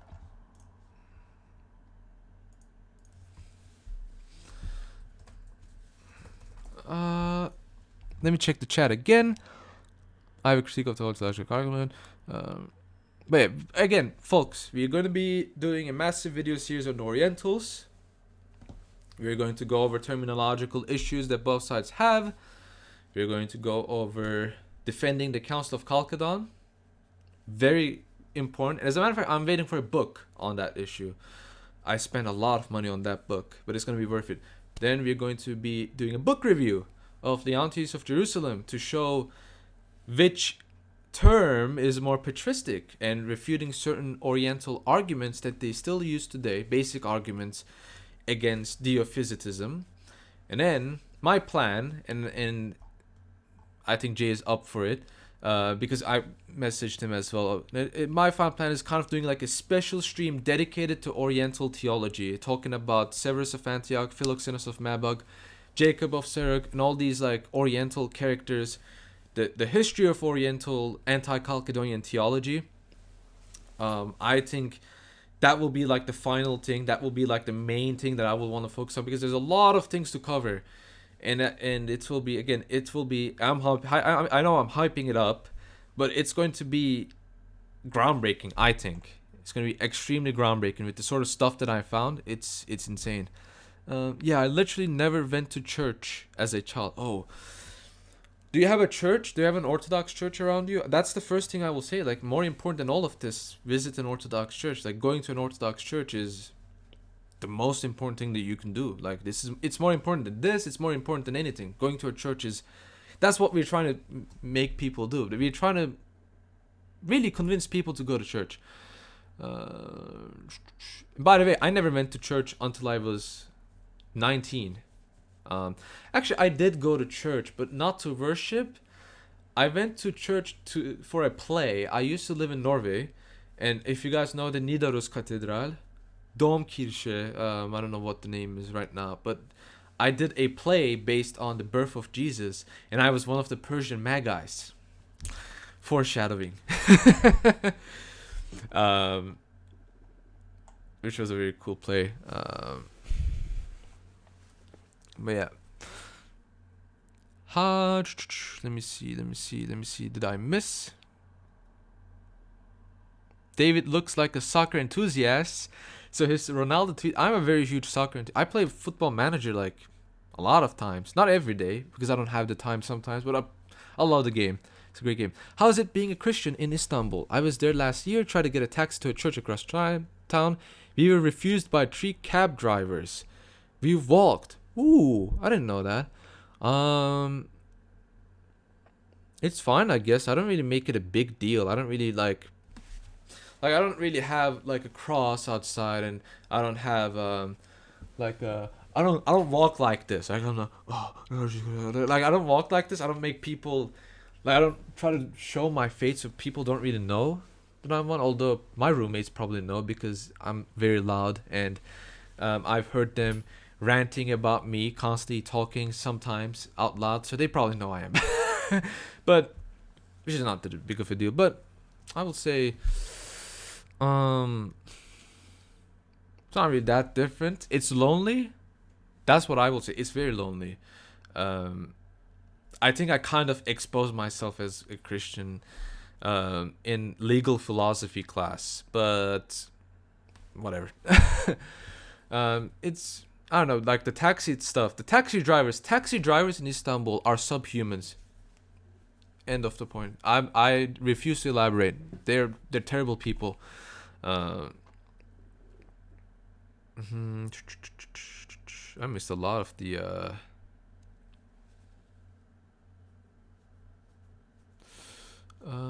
Here's my critique of the ontological argument. Yeah, I just moved, but will be going to one soon. Thinking about being a catechumen. Yeah, that will be amazing. As I said, like the whole purpose of this YouTube channel, this whole thing, is to make you go to church. If you don't go to church, I failed. Like that's basically my position. Like I'm not like I have to say this. Why? Because then some psychopaths come in and think that I'm a guru, or make it look like I'm a guru or a spiritual follower. I'm trying to be like this mega figure. All I want you to do, I want you to go to church. And I'm giving you a reason for why you should go to church. And the secondary reason is really for you to learn about Orthodox theology. I mean, this kind of stuff can't go unlearned. So I have to do it. Even Norway, dislike Norway, especially there. Yeah, especially there. Yeah. I know. I know.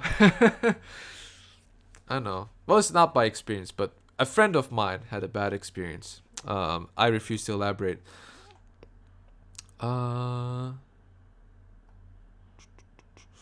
Okay, nerds, I've got to finish my lunch and get back to work. God bless you, base nation. I'm concerned because it's OCA and the priest seems nice, but don't be concerned. Like, don't be concerned. Like, even if it's, as I said before, the way, or like all priests, all bishops, as long as they're in the church, have grace, even if they're like the worst kinds of people. Because if they didn't, then we will be subject to St. Augustine's criticism against Donatism, which is basically then you will never know whether sacraments are valid or not. But being in the church gives you certainty that you are really in an Orthodox church, and each church possesses the fullness of the Orthodox church. The same cannot be said for the Roman Catholic system, by the way. But so every Orthodox church possesses the fullness of the church. And if he's a recent convert, like if he's a convert, that's usually better. Usually converts are better, in my experience. And OCA is good. OCA is good. There's no problem with OCA. Father Deacon Ananias is from OCA, and Father Deacon Ananias is an amazing person. So I think that kind of shows. Even Goark. I went to a Goark church while in the US. Look at me now. I used to go to a Greek church for a year. Look at me. Do I look like someone that preaches ecumenism? If you talk to Deacon Sweden, he will think so. But who cares what he thinks?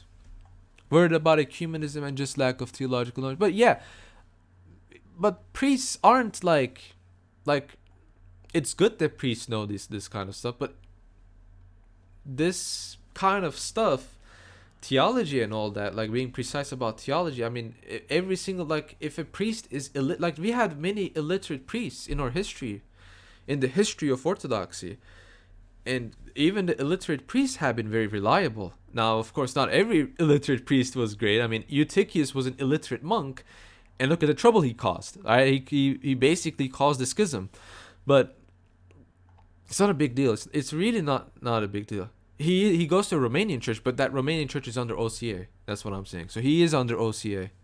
Oh yeah, I forgot to answer this. Did you see Bible Illustrated's video? Oh, that guy. Where he mocked the idea of monarchy and said that the Nazis believe that. My refutation of that will be another tweet. Then he is saying that Saint Gregory Nazianzus is a Nazi, a silly Nazi. That's what he's saying. That. Look at this tweet. Saint Gregory Nazianzus.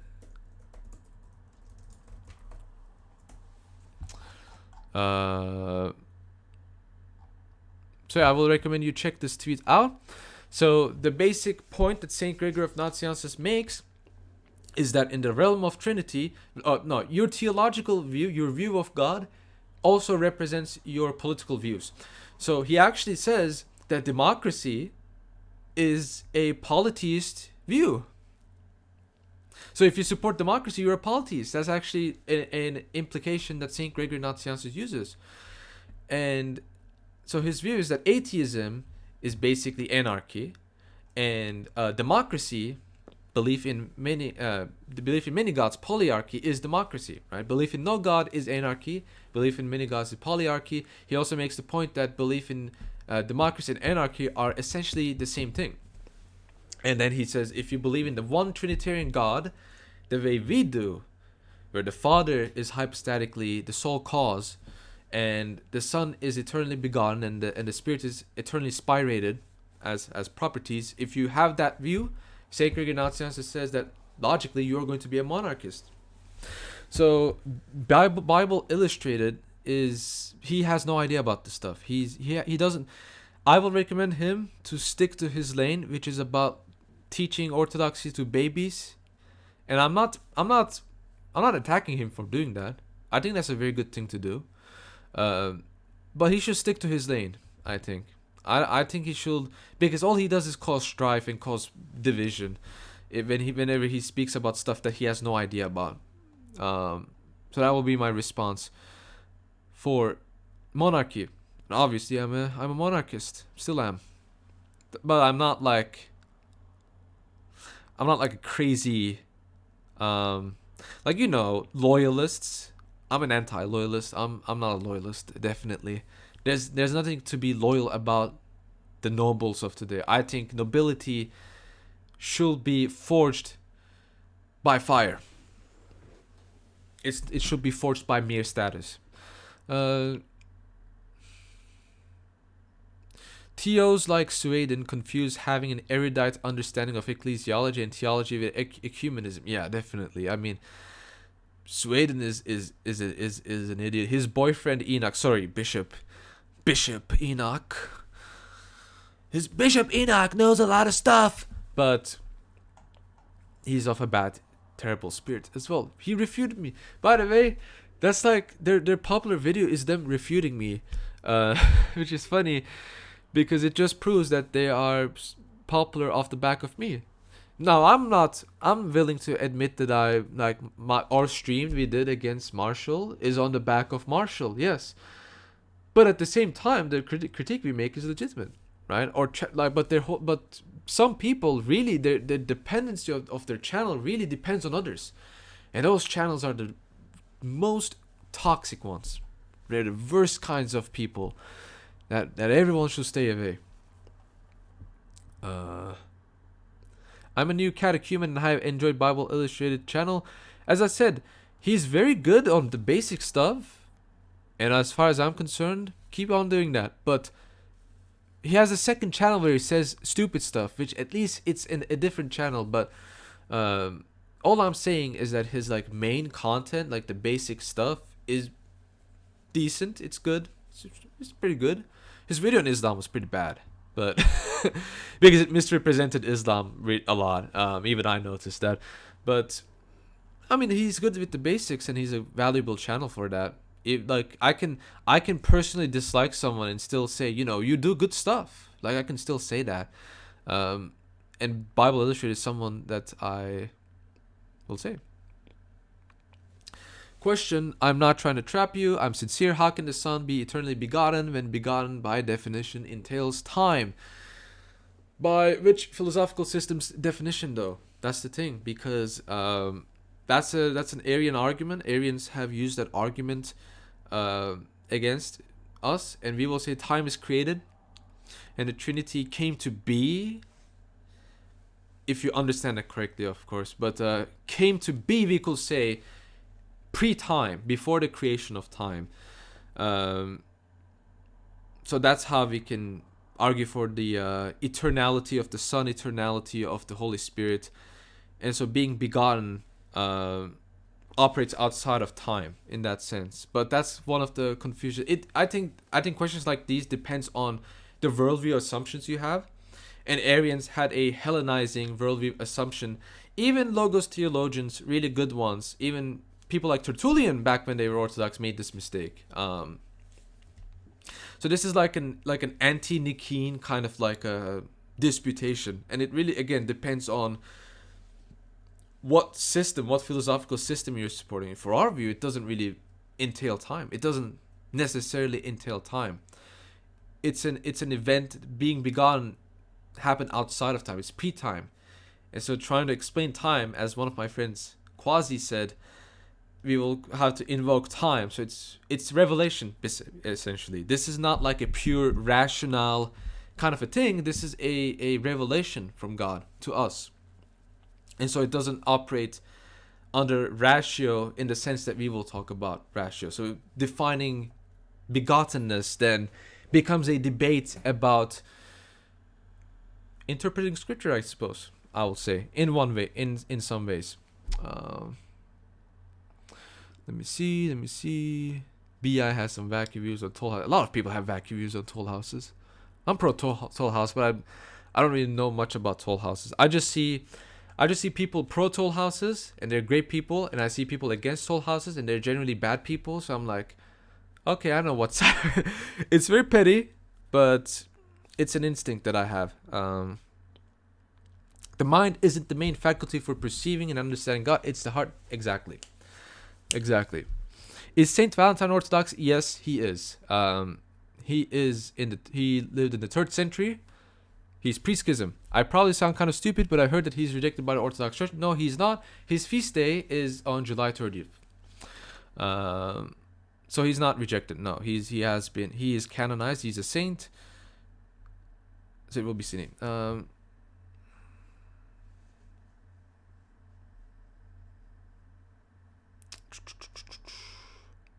GGG.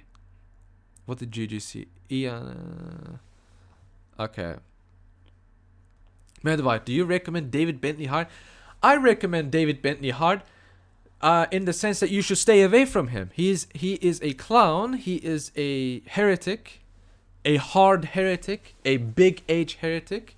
He's a follower of Origen, and if we look at Saint Maximus the Confessor, he says the followers of Origen are going to hell, where Origen is. So if you don't want to go to hell, I will recommend you to stay away from David Bentley Hart. He is a heretic.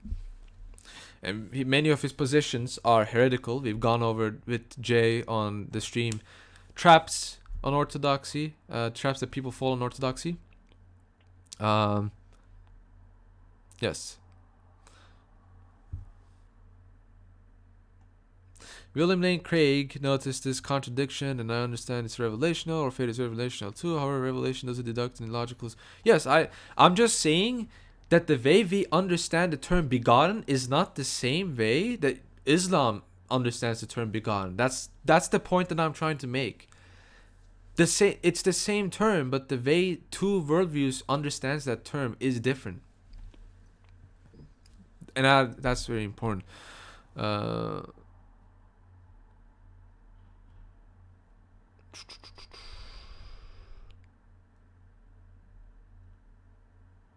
Let me see.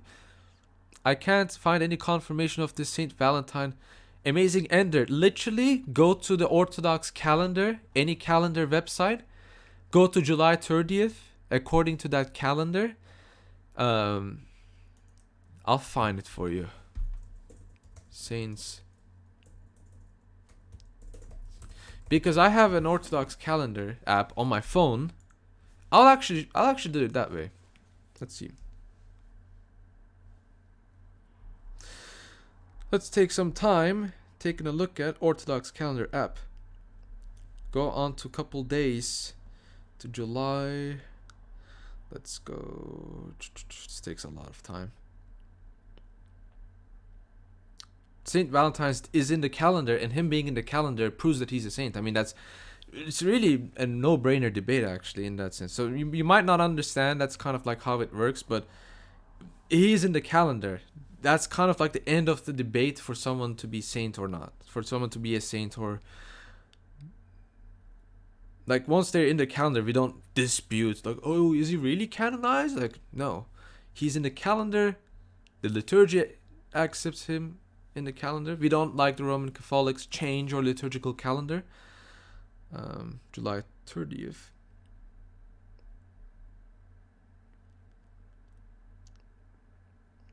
Let me see. Let me see. Let me see.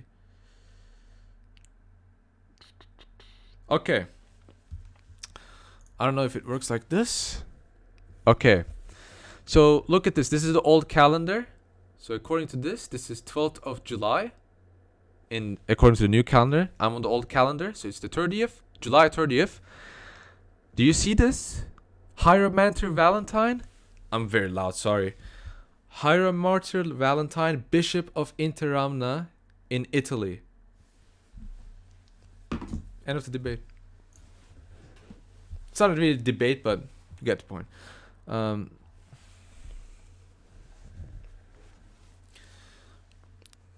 What hypostatic properties are exclusive to the Holy Spirit? Well, Theodore of Cyrus says the hypostatic property of the Holy Spirit is being the helper, which I don't think is extensive, but generally the Cappadocian fathers say his hypostatic property is being spirated. So there's a distinction between spiration and generation. Do we know what this distinction entails? We don't know, but it's a revelation. There is a distinction. We don't know what that distinction really is, but the Cappadocian father, Saint Vasile, for example, he says this, right? We had a whole debate in Discord yesterday with this guy deriding toll houses. I mean, most anti-toll house people are genuinely like, I don't know, they're crazy. I asked the priest about 6-day creation, and he wasn't sure on the church's position. I mean, yeah, like priests, again, not like if you go back, like in the 5th century, do you think that every single priest knew about everything that we're talking about right now? I can guarantee you they didn't. So, again, is it bad that it's like a priest should be knowing these things, right? 6-day creation, right? But every priest have things after time, like every area, let's say, time area, let's say, has a specific controversy, even though it's easy to understand by looking at the fire, has a specific controversy or a specific point that not many people are adamant on being full on about, let's say. Every generation has that problem, and the problem of our generation is that some of our priests are weak on evolution, but that doesn't mean that that priest is illegitimate.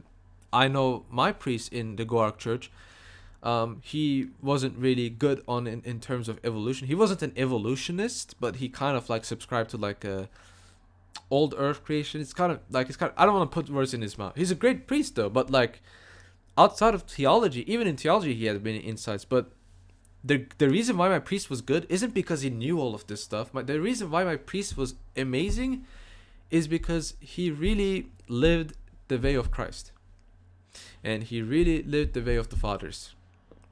These theological points, very important, but they're not the only important things.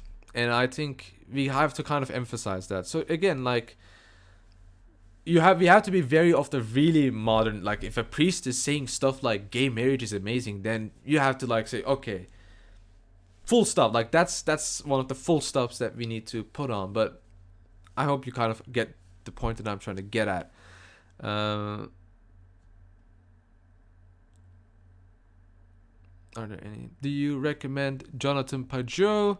I do not, because I think Jonathan Pajot is belligerently being, generally speaking, vague, and I don't appreciate that. I think that alone, like I used to not like him, then I used to appreciate him, but now I'm like I just don't like the fact that someone asks a question and he deliberately gives like a confusing answer. Like it's not because the topic is nuanced.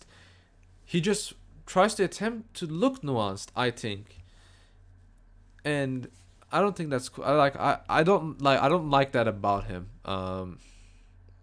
He has insights on symbolism much more than I do. Definitely that's 100% true. So in that regard, he's good. I just don't like that aspect of him. And it's a criticism, not hate.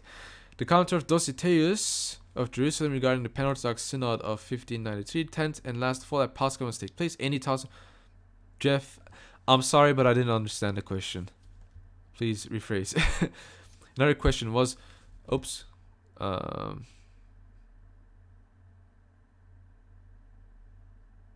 oh man, I've missed out so much on the chat. um, but I think that the chat answered his, so I'm just gonna move on. Medvard, I would like you to debate the Diamond Brothers regarding state of occultism and Vatican One. My response to that is, Diamond Brothers. Debating them on Vatican One. I haven't read much on Vatican One. I know the basic arguments. If I will debate set of Acontis, if I will debate the Demon Brothers, I will tell them to come to my arena, which is theology. I don't think the Demon Brothers know anything about theology. I think I could easily destroy them in how church ecclesiology works, because I have debated many Demon Bros groupies, and they all on Discord, and consistently they've all lost to me. I'm pretty confident on that. And Vatican One, I don't really spend time on the other like, unless I'm going in depth on Roman Catholicism, I don't spend much time on the other churches. But I know the basic stuff about Vatican One, such as that there needs to be perpetual successors. But that's a debate that Pontrello can have. I will debate them on Christology, theology, ecclesiology.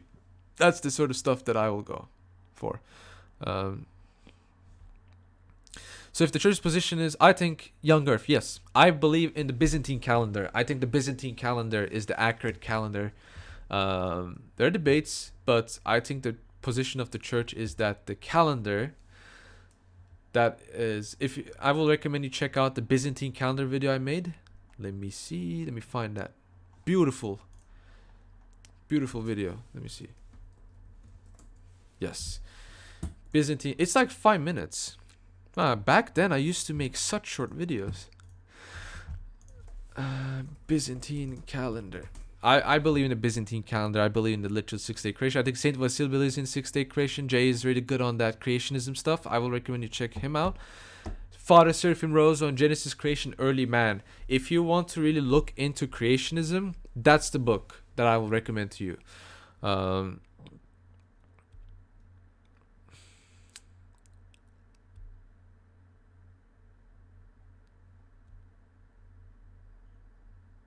Oh, and yeah, Jonathan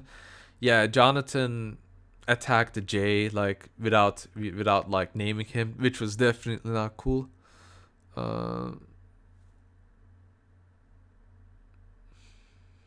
What's the position on radioisotope dating?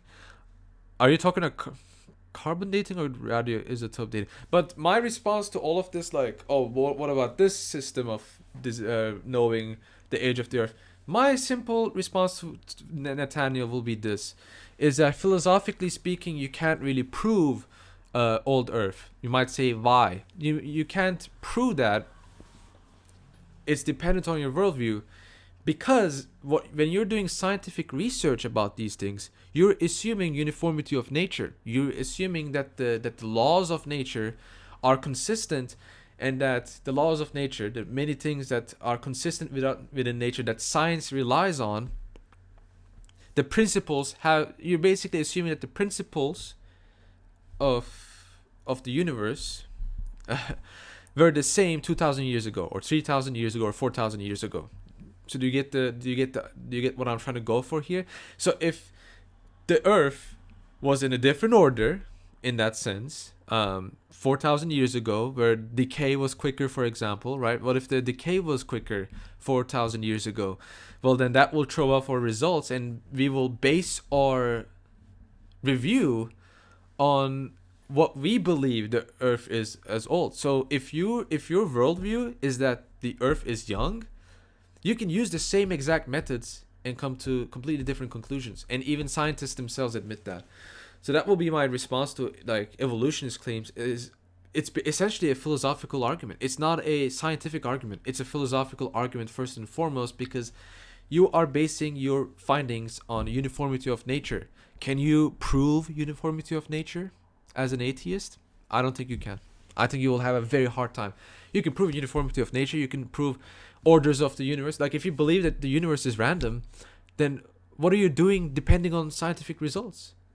Then the scientific results are just random. And there's a replication crisis. I think more than 50% of scientific research is not, they cannot be replicated. And I think that entails two consequences. Sorry. Number one, either those researchers were made by liars, or maybe the rules of the universe were different at the time of those researchers, and that's why you can't replicate them, because the rules are different, right? So this is a philosophical critique. This is not a scientific critique. And any evolutionist that cannot answer this, I will not take them seriously. And I had a friend that I debated this long on. He tried to prove evolutionism and all that by appealing to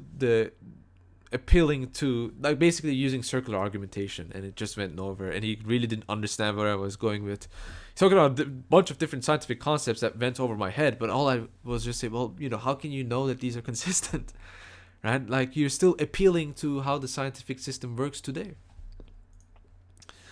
Pajero spent 3 years selling JBP Gnosticism to Orthodox people. Yeah, did he? I don't know. I didn't watch JB, but if he did, I would be surprised. He derides conspiracies, which is stupid. I mean, conspiracies are real.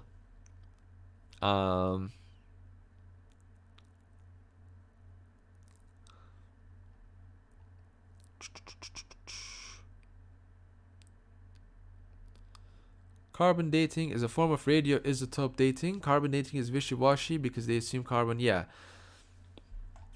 But again, even if the replication crisis doesn't talk about the stuff that I am talking about, again, philosophically speaking, you can never really be sure in the atheist worldview that the earth is X age old. In a Christian worldview, we can be sure because of revelation. In the atheistic worldview, you have to assume uniformity of nature. Well, how do you prove uniformity of nature? That's the debate. That for me, that will be the debate. Philosophical system of 7 coconut.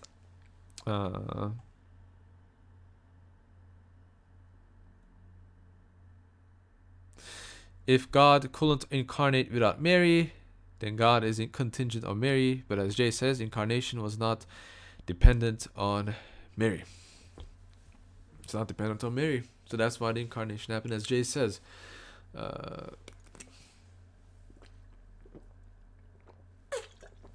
Plus, I believe the incarnation is an event that's outside of time and space. I've heard some arguments like that. I'm not really sure if it's 100% true. Jay to Nick, my bro, my best friend online. Why don't Eastern Orthodox venerate Saint Dioscorus of Alexandria? Oh, like he didn't. Okay, maybe he did some things wrong. Maybe Dioscorus did some things wrong. Okay, sure, he might have not allowed the people he's accusing to defend themselves. He might have hunted Saint Kyril's family. But other than that, he's a cool guy. Come on. Point taken about uniformity in philosophy. I'm happy to dismiss carbon dating in Age of Universe because they have so many assumptions, but some radio dating is hard to dismiss. Yes. But as I said, I mean, basically, like, you can... I think Professor Dr. Jason Lyle makes the same critique. Father Seraphim Rose, again, Genesis Creation Early Man, is the book that you'd want to read. It's for you. And Father Seraphim Rose has a reputation of explaining things in a basic manner. He's very good on that.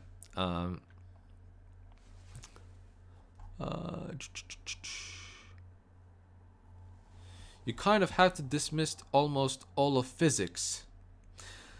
I don't think I need to, but will you say that it's... did I miss a question?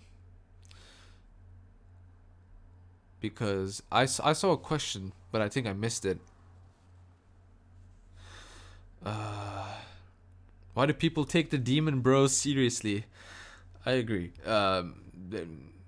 Like, have you seen the Diamond Brothers groupies? Have you seen their fans? They're so crazy. They're insane. They're mental people. They're absolutely mental people. I've never met people as mental as the Demon Bros groupies. It's It's insane. It's insane. um, what's really funny about the Demon Brothers, I have to point this out. With the Demon Bros, the Tradcasts get their arguments from them. Have you noticed that? Have you guys noticed that? How when did the Council of Florence argument come into existence?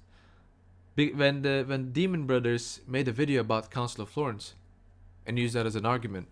That's when you suddenly saw Tradcast saying, "Oh, but your Eastern Orthodoxy doesn't exist because you Orthodox accepted the Council of Florence and everyone signed it except for one guy. So do you think your church was just one guy?" Like that's literally the argument they use, and they got it from Demon Bros. They get their arguments against Orthodox from Demon Bros, from Sedevacantist. That's the only, like, why don't Tradcats, I don't know, read Pre-Schism Fathers? Just read Pre-Schism Fathers. I made a tweet a couple days ago, and I said, I genuinely, honestly, do not see Thomism in the Fathers. I see a lot of things, but I don't see Thomism in the early Fathers. Plus, I don't think the incarnation, I don't think Diophysitism is even possible with Thomism. If person is nature, then how is there a single person with two natures? Simple as that. Then either it's Eutychianism, which is one nature that is basically mixed out of two natures. It's not the anti-Chalcedonian position, but that's the Eutychian position, basically two substances forming one substance that is mixed. Either that, or two, you're coping. I don't know. or you're believing Nestorianism. They get their ad homs from them too. Yeah, they get everything from them. What's the Orthodox view on being as act? I don't know. I don't get the question. But I don't think even if I got the question, I don't think I will. Maybe I will not. I don't know. I don't get the question. Even Brother Jerome can't stand the Demon Brothers and called them out for being frauds. You mean Sister Jerome? Sorry, I called him Sister Jerome.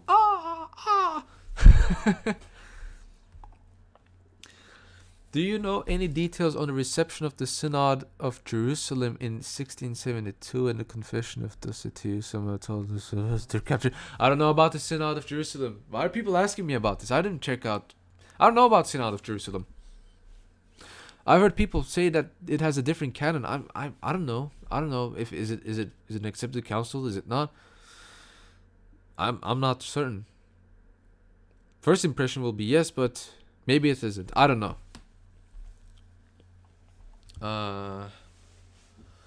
What's your opinion on the writings of Vladimir Moss? I have not read Moss.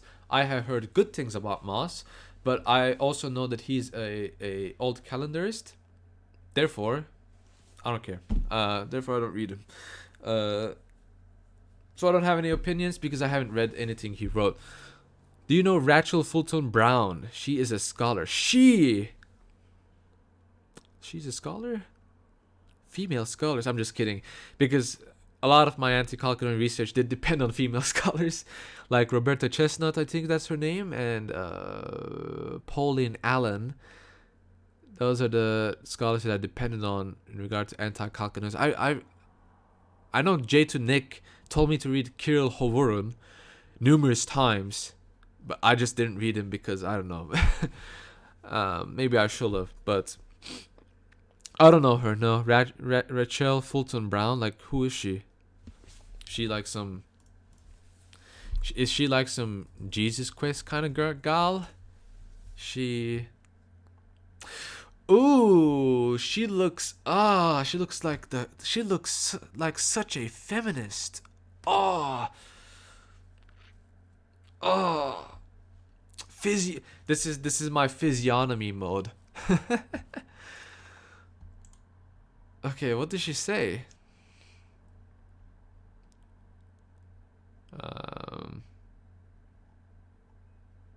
Well, what's her thing? Is it like I guess it's she does stuff about Mary. Like, what's her deal? I don't know what her deal is. It's been 2 hours already. Wow, I didn't expect.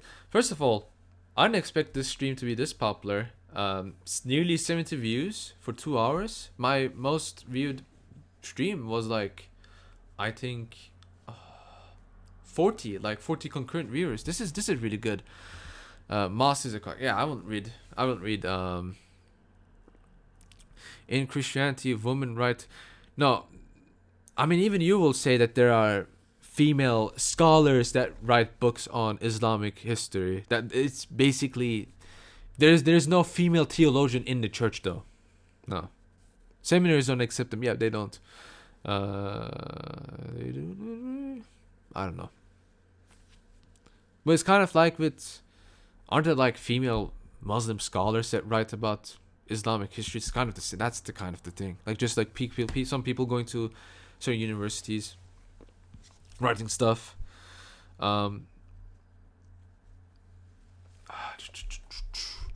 Did I miss a question?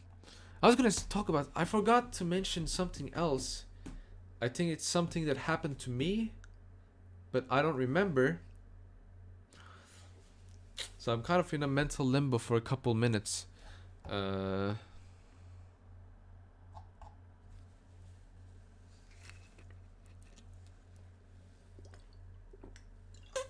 She's a Christian historian. From what I saw, she's like a Mary kind of a person, like the Virgin Mary kind of a person. Ilhan Ömer is my Islamic scholar, represents the general intelligence. What's a good resource for learning the various tones? What do you mean by tone? Do you mean like chanting? Like, oh, like, what do you mean by tone? Tony? Scholars state Ilhan Ömer is a kuffar, is a disbeliever. Yeah, she probably is. She probably is. Jay, you still here? If you're here, the offer to make a stream about Ceres is still up. I'll just make that. I'll just DM when I'm sure about that stream. It will be such. Oh man, I can't wait. I've been working for like hours, reading for hours, just reading a bunch of books, on these topics. So tiring. So tiring. I'm a shield for Fury. Thank you. Thank you. He does it for free. And that's why we love him.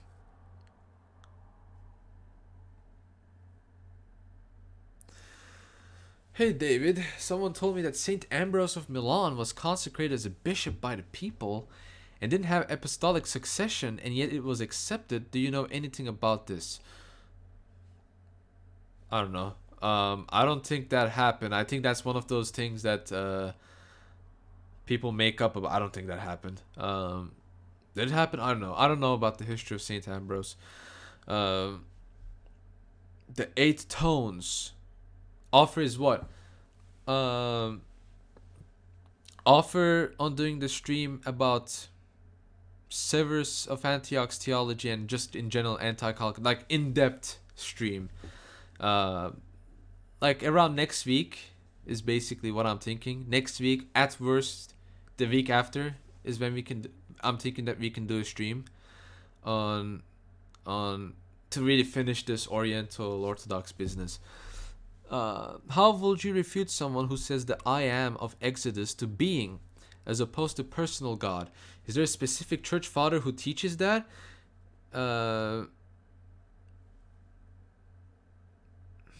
Wait, my brain. I was like looking at the chat. Saint Vasil writes about this. Jay constantly posts that screenshots all the time.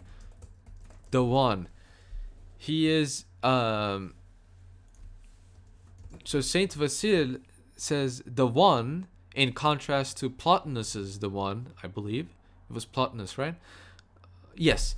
The one is personal, and Saint Vasil exegetes that as God revealing himself as a person, not as a generic being. And yeah, he posts this like Jay posted this like 10 times, I think.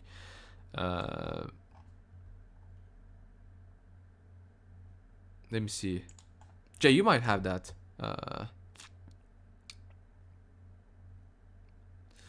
On a side note, Manchester City got banned from the Champions League. Wait, what? Really? You gotta be kidding me. Why did they get banned? I mean, that's good, but why did they get banned?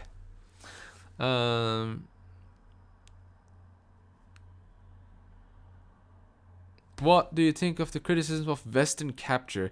Isn't that the quack? Well, what was his name? Forgot his name. It's the Greek priest. That's like really bad. John Romanides. Isn't that John Romanides' thing? He's an idiot. He's an idiot, dude. Don't listen to anything that Romanides.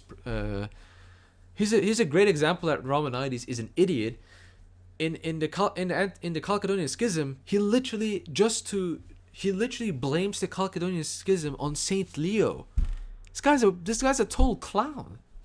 Outside of the Roman Catholic Church, outside of his view on Roman Catholics, he's an ecumenist. Don't listen to this guy. He's a clown. He's an idiot.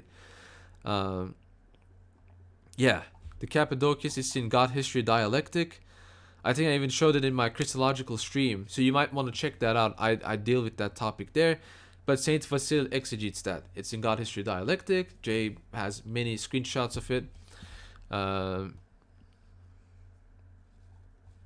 And as a matter of fact, one way to support that Western terminology or theology is good is, I think, in terms of anti-Chalcedonians. Now again, I will use these quotes in the future videos, but in terms of diophysitism, I don't know why I'm doing this, by the way, but in terms of diophysitism, both the East and the West is in unison. Only really the dissenting view on like the alternative theology in church history was from Alexandria, and it really wasn't even like from a father, it was from a heretic. Now the point I'm trying to make is that this Western captivity, or like the West bad, everything the West does is bad, is so stupid because it undermines the East. It undermines us. How does apostolic succession differ between RCC and Eastern Orthodox? We will say we have apostolic succession because not only do we have succession from the apostles, but our succession from the apostles also includes faith. So in the sense of apostolic succession, we will say that yes, maybe there are apostolic churches, but by the complete definition of apostolic succession, we will say that the Orthodox Church is the only church that has complete apostolic succession, because we have also apostolic doctrine. Thanks, Jay. There was some guy in the Discord shilling for the Ukrainian schismatics, and he argued in favor of it by using an example of Saint Ambrose. I think it will be helpful for an in-depth stream on pragmatism like Dewey. So many Americans run with pragmatism and dismiss metaphysics. I think Jay deals with pragmatism. They broke financial fair play. Oh, Manchester City broke financial fair play. Interesting. What do you think of post-schism Western saints? I don't care about them because they're not part of my church. I don't know if it's dismissive. I just don't care. Like, I know Francis of Assisi is a crazy prelest-ridden maniac. That I know. I know about the crazy saints. One of them who carved her tits in red blood. I forgot her name. Margaret? Like one of those psychos. I don't know about them, but like in general, I don't really care about the post-schism Roman saints. I care about Orthodox saints. Particularly for me, my focus personally, this is not me like saying, oh, you should focus on this too. I'm not saying that, but personally for me, my focus is on pre-schism saints. Whether West or East, my focus is on pre-schism. My area of expertise will be, I think, 5th and 6th century. 4th, 5th, 6th century is the timeline that I really care about in regards to fathers. Is the name God according to you the name of the Usi in general? No, it's the name God is the name of the Father. Then you ought not to describe each of one of the hypostases as God, since according to you they are collectively the usage. No. If you look at my Christology and Trinitarian theology stream, the one true God that we will refer to, God as a name title refers to the Father. The Son and the Holy Spirit are still God because of Usia, but they don't have that name. Do you understand what I'm trying to say? The name signifies the Father as a person. So he is the God, we will say. hierarchically speaking, both hierarchically and ontologically, we will refer to him as God. The Son and the Spirit are still ontologically God, but hierarchically speaking, there's something below, basically, I will say. It was Mary Margaret who carved into her chest, claimed to have sex with Jesus, and physically swapped hearts with him. That's the only thing I can respond to after hearing that. Dave will grow a full beard and go monk mode. One day, my child. Maybe if I put some onions to my face, maybe I'll get a beard one day. According to you, I already responded to that. But yeah, Bidayel Hikme, yani Kristoloji streamine bak bence. FAQ streami. I can find that video and link that to you. But that basically deals with basic Orthodox theology, Christology, Trinitarian theology, so on and so forth. Yeah, 64 views. So amazing. I'm actually really happy. Wait a second. Did I lose subscribers?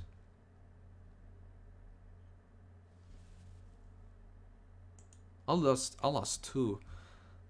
Wank, wank, wank. I guess people aren't happy.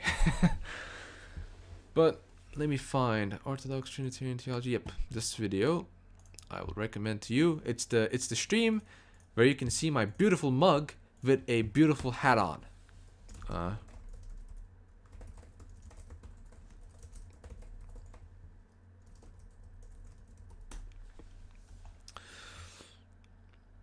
Do onions really help you grow a beard? Well, a friend said it does.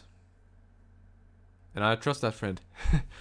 What's my nationality? That's a good long story. In terms of citizenship, I'm Nigerian. Yeah, I'm Nigerian, black. In terms of citizenship, I'm Turkish, Swedish, and Norwegian. So I have 3 nationalities. Ethnically speaking, I am Georgian, Anatolian, Greek, I would say. Took DNA tests, I looked into my ancestry, looked into my previous generations. Basically, Greek, Anatolian, Georgian will be the best way to describe. Half Greek, half Georgian, if you want to make it simple. I usually distinguish Anatolian with Greek because they are 2 different ethnic groups, I think. Culturally, they're very the same, but I think they're different. But I might be wrong.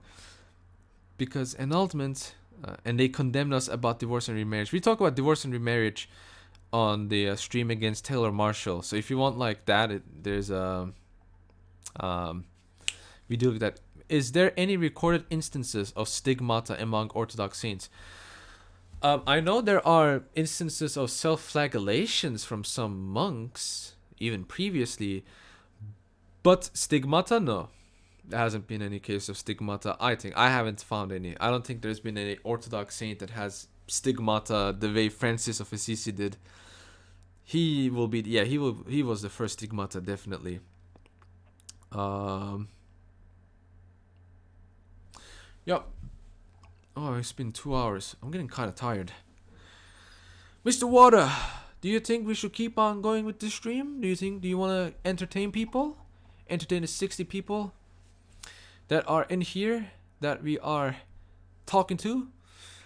Oh, yes, I think so, but you need to drink me. You need some energy. Thank you for sharing me with your wisdom, Mr. Water.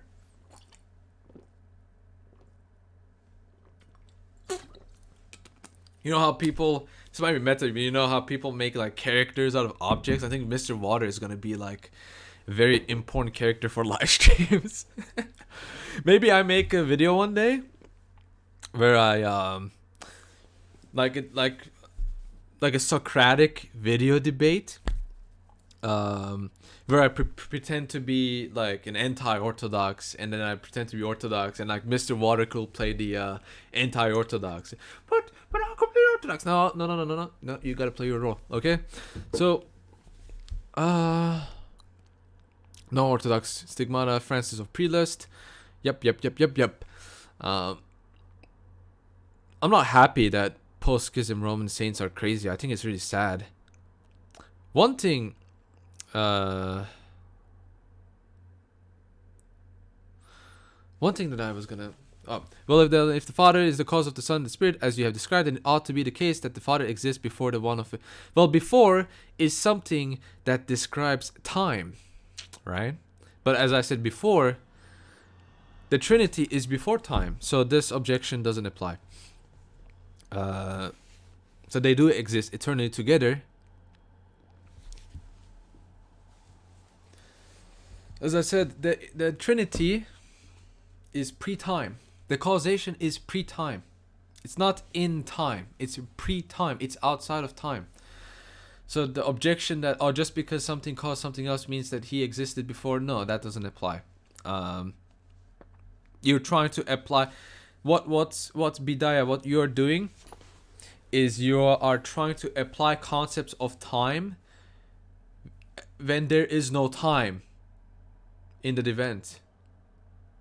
That is nonsensical. Unfortunately, it is. Padre Pio? I don't know about Padre Pio. 2012 PewDiePie comedy style. Yeah, definitely. I stole it from him. Just like Blue's Clues, bro. Mr. Water needs his own channel. Hey, Mr. Water! They like you. Look at them. They love you. They love you. We should name you Damla because that's what your sticker says. What do you think about that, Mr. Water? Oh, thank you guys for loving me. And, my own YouTube channel. No. You're not making your own YouTube channel. You're not usurping me. Because I know that more people love him than me. He will be more popular than I am, so... No, he's not getting his own channel. Shut up. Stigmata is either fake or demonic. Yeah, self-flagellation is definitely like something to be avoided. Speaking of self-flagellation, if you look at anti-Chalcedonian monastic practices, self-flagellation is also a thing. Joseph Farrell, in his argumentation, he says that the reason why they focus on self-flagellation is because of their doctrine of wills. I will not spoil further. After that, I'm not going to elaborate. But their doctrine of wills is the cause, is why they have an emphasis on self-flagellation, and it's ultimately similar with Augustinianism. David having a schizo moment again. I'm a schizo, man. I'm a psycho. I'm a crazy brazy bro. Oh no! I just received a bad news from a friend. Yo, David name dropped me. I'm looking at Discord right now. David name dropped me. Quasi, my friend, my good friend. I name dropped him, of course.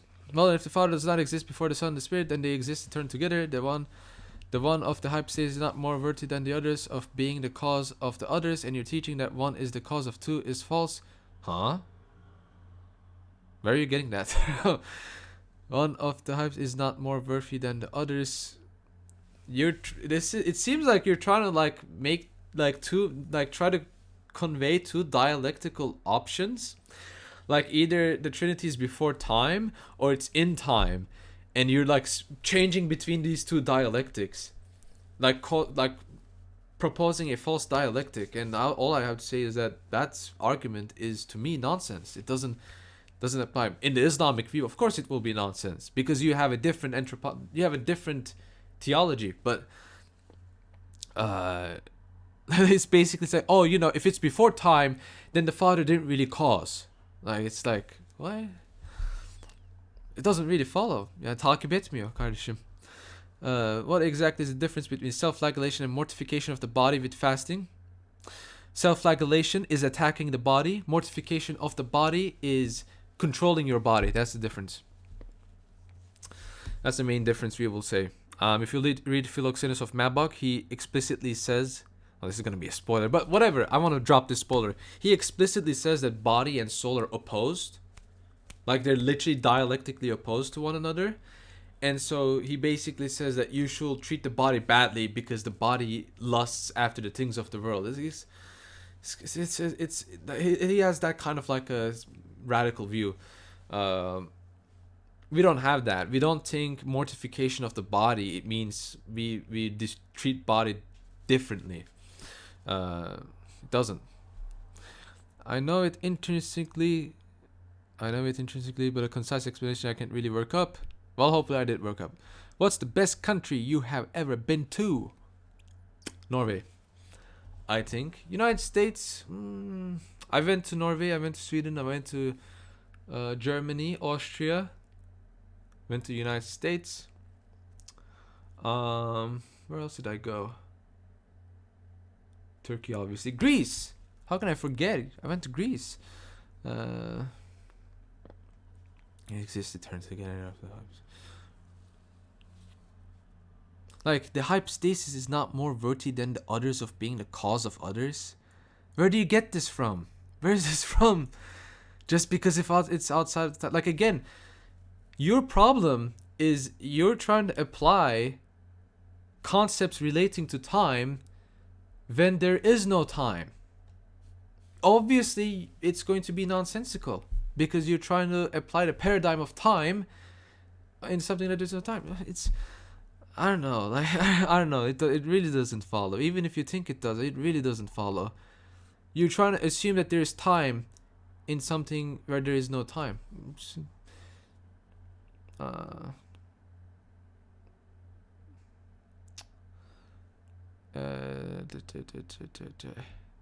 Just drop the ladder on this boy. Okay, Quasi. How about you drop it? I'm not well versed in Wittgenstein's ladder. I know my friend Quasi is a big fan of the ladder. So you can. Oh yeah, I should wrench him. There you go, modded. You can drop the ladder. I'm not the ladder pro. I'm not the Wittgenstein pro. You're the guy. Are dinosaurs? But I'm not seeing any more questions. I think people are kind of bored and tired. We dropped to 48 viewers, which still a lot. It's still a lot of people, but used to be 70. But I think we've gone long enough. I kind of planned this to be like a short stream on like just me talking about stuff, but it became an actual Q&A. So I might be doing more of this stuff. One thing I want to announce is I might also make a Patreon because I don't like it. I don't like making money off of doing this stuff, but at the same time, I spent so much time on this. Like, I literally spent so much time and energy, and I'm getting people like attacking me and like literally threatening to dox me, trying to get my information, my personal information. I'm getting people that are trying to report me, report my Twitter, maybe even reporting my YouTube, and it's not like it, at times it just makes me tired. It makes me so tired, and I might take the cheapo route, basically, and start, and maybe it is to see, if I can make this into a living, right? I mean, Jay made it into a living, and I think that's a very moral and good thing for him to do because it's really helping him out. So I'm kind of thinking like maybe I can kind of supplement my career. Maybe this can be my career, maybe not, who knows, but eventually maybe. So if I do it, don't say I'm a sellout, please. Even if I am, I don't really enjoy doing this, but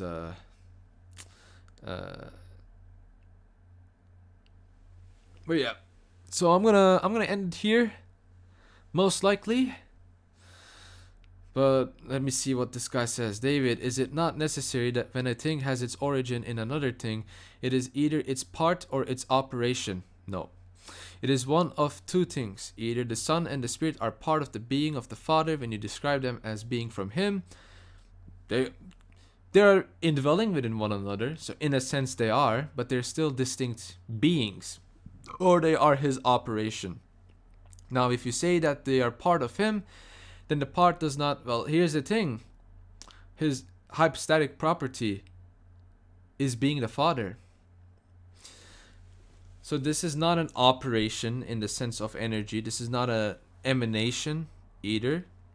But the Father is as a person the Father. So we don't make the mistake of Tertullian by saying the Father was not Father at one point in time. No, the Father was always the Father.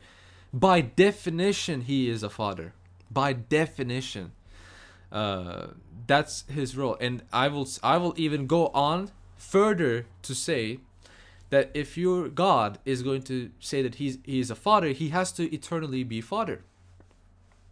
So either creation is eternal, or there is another eternal being that he is father over.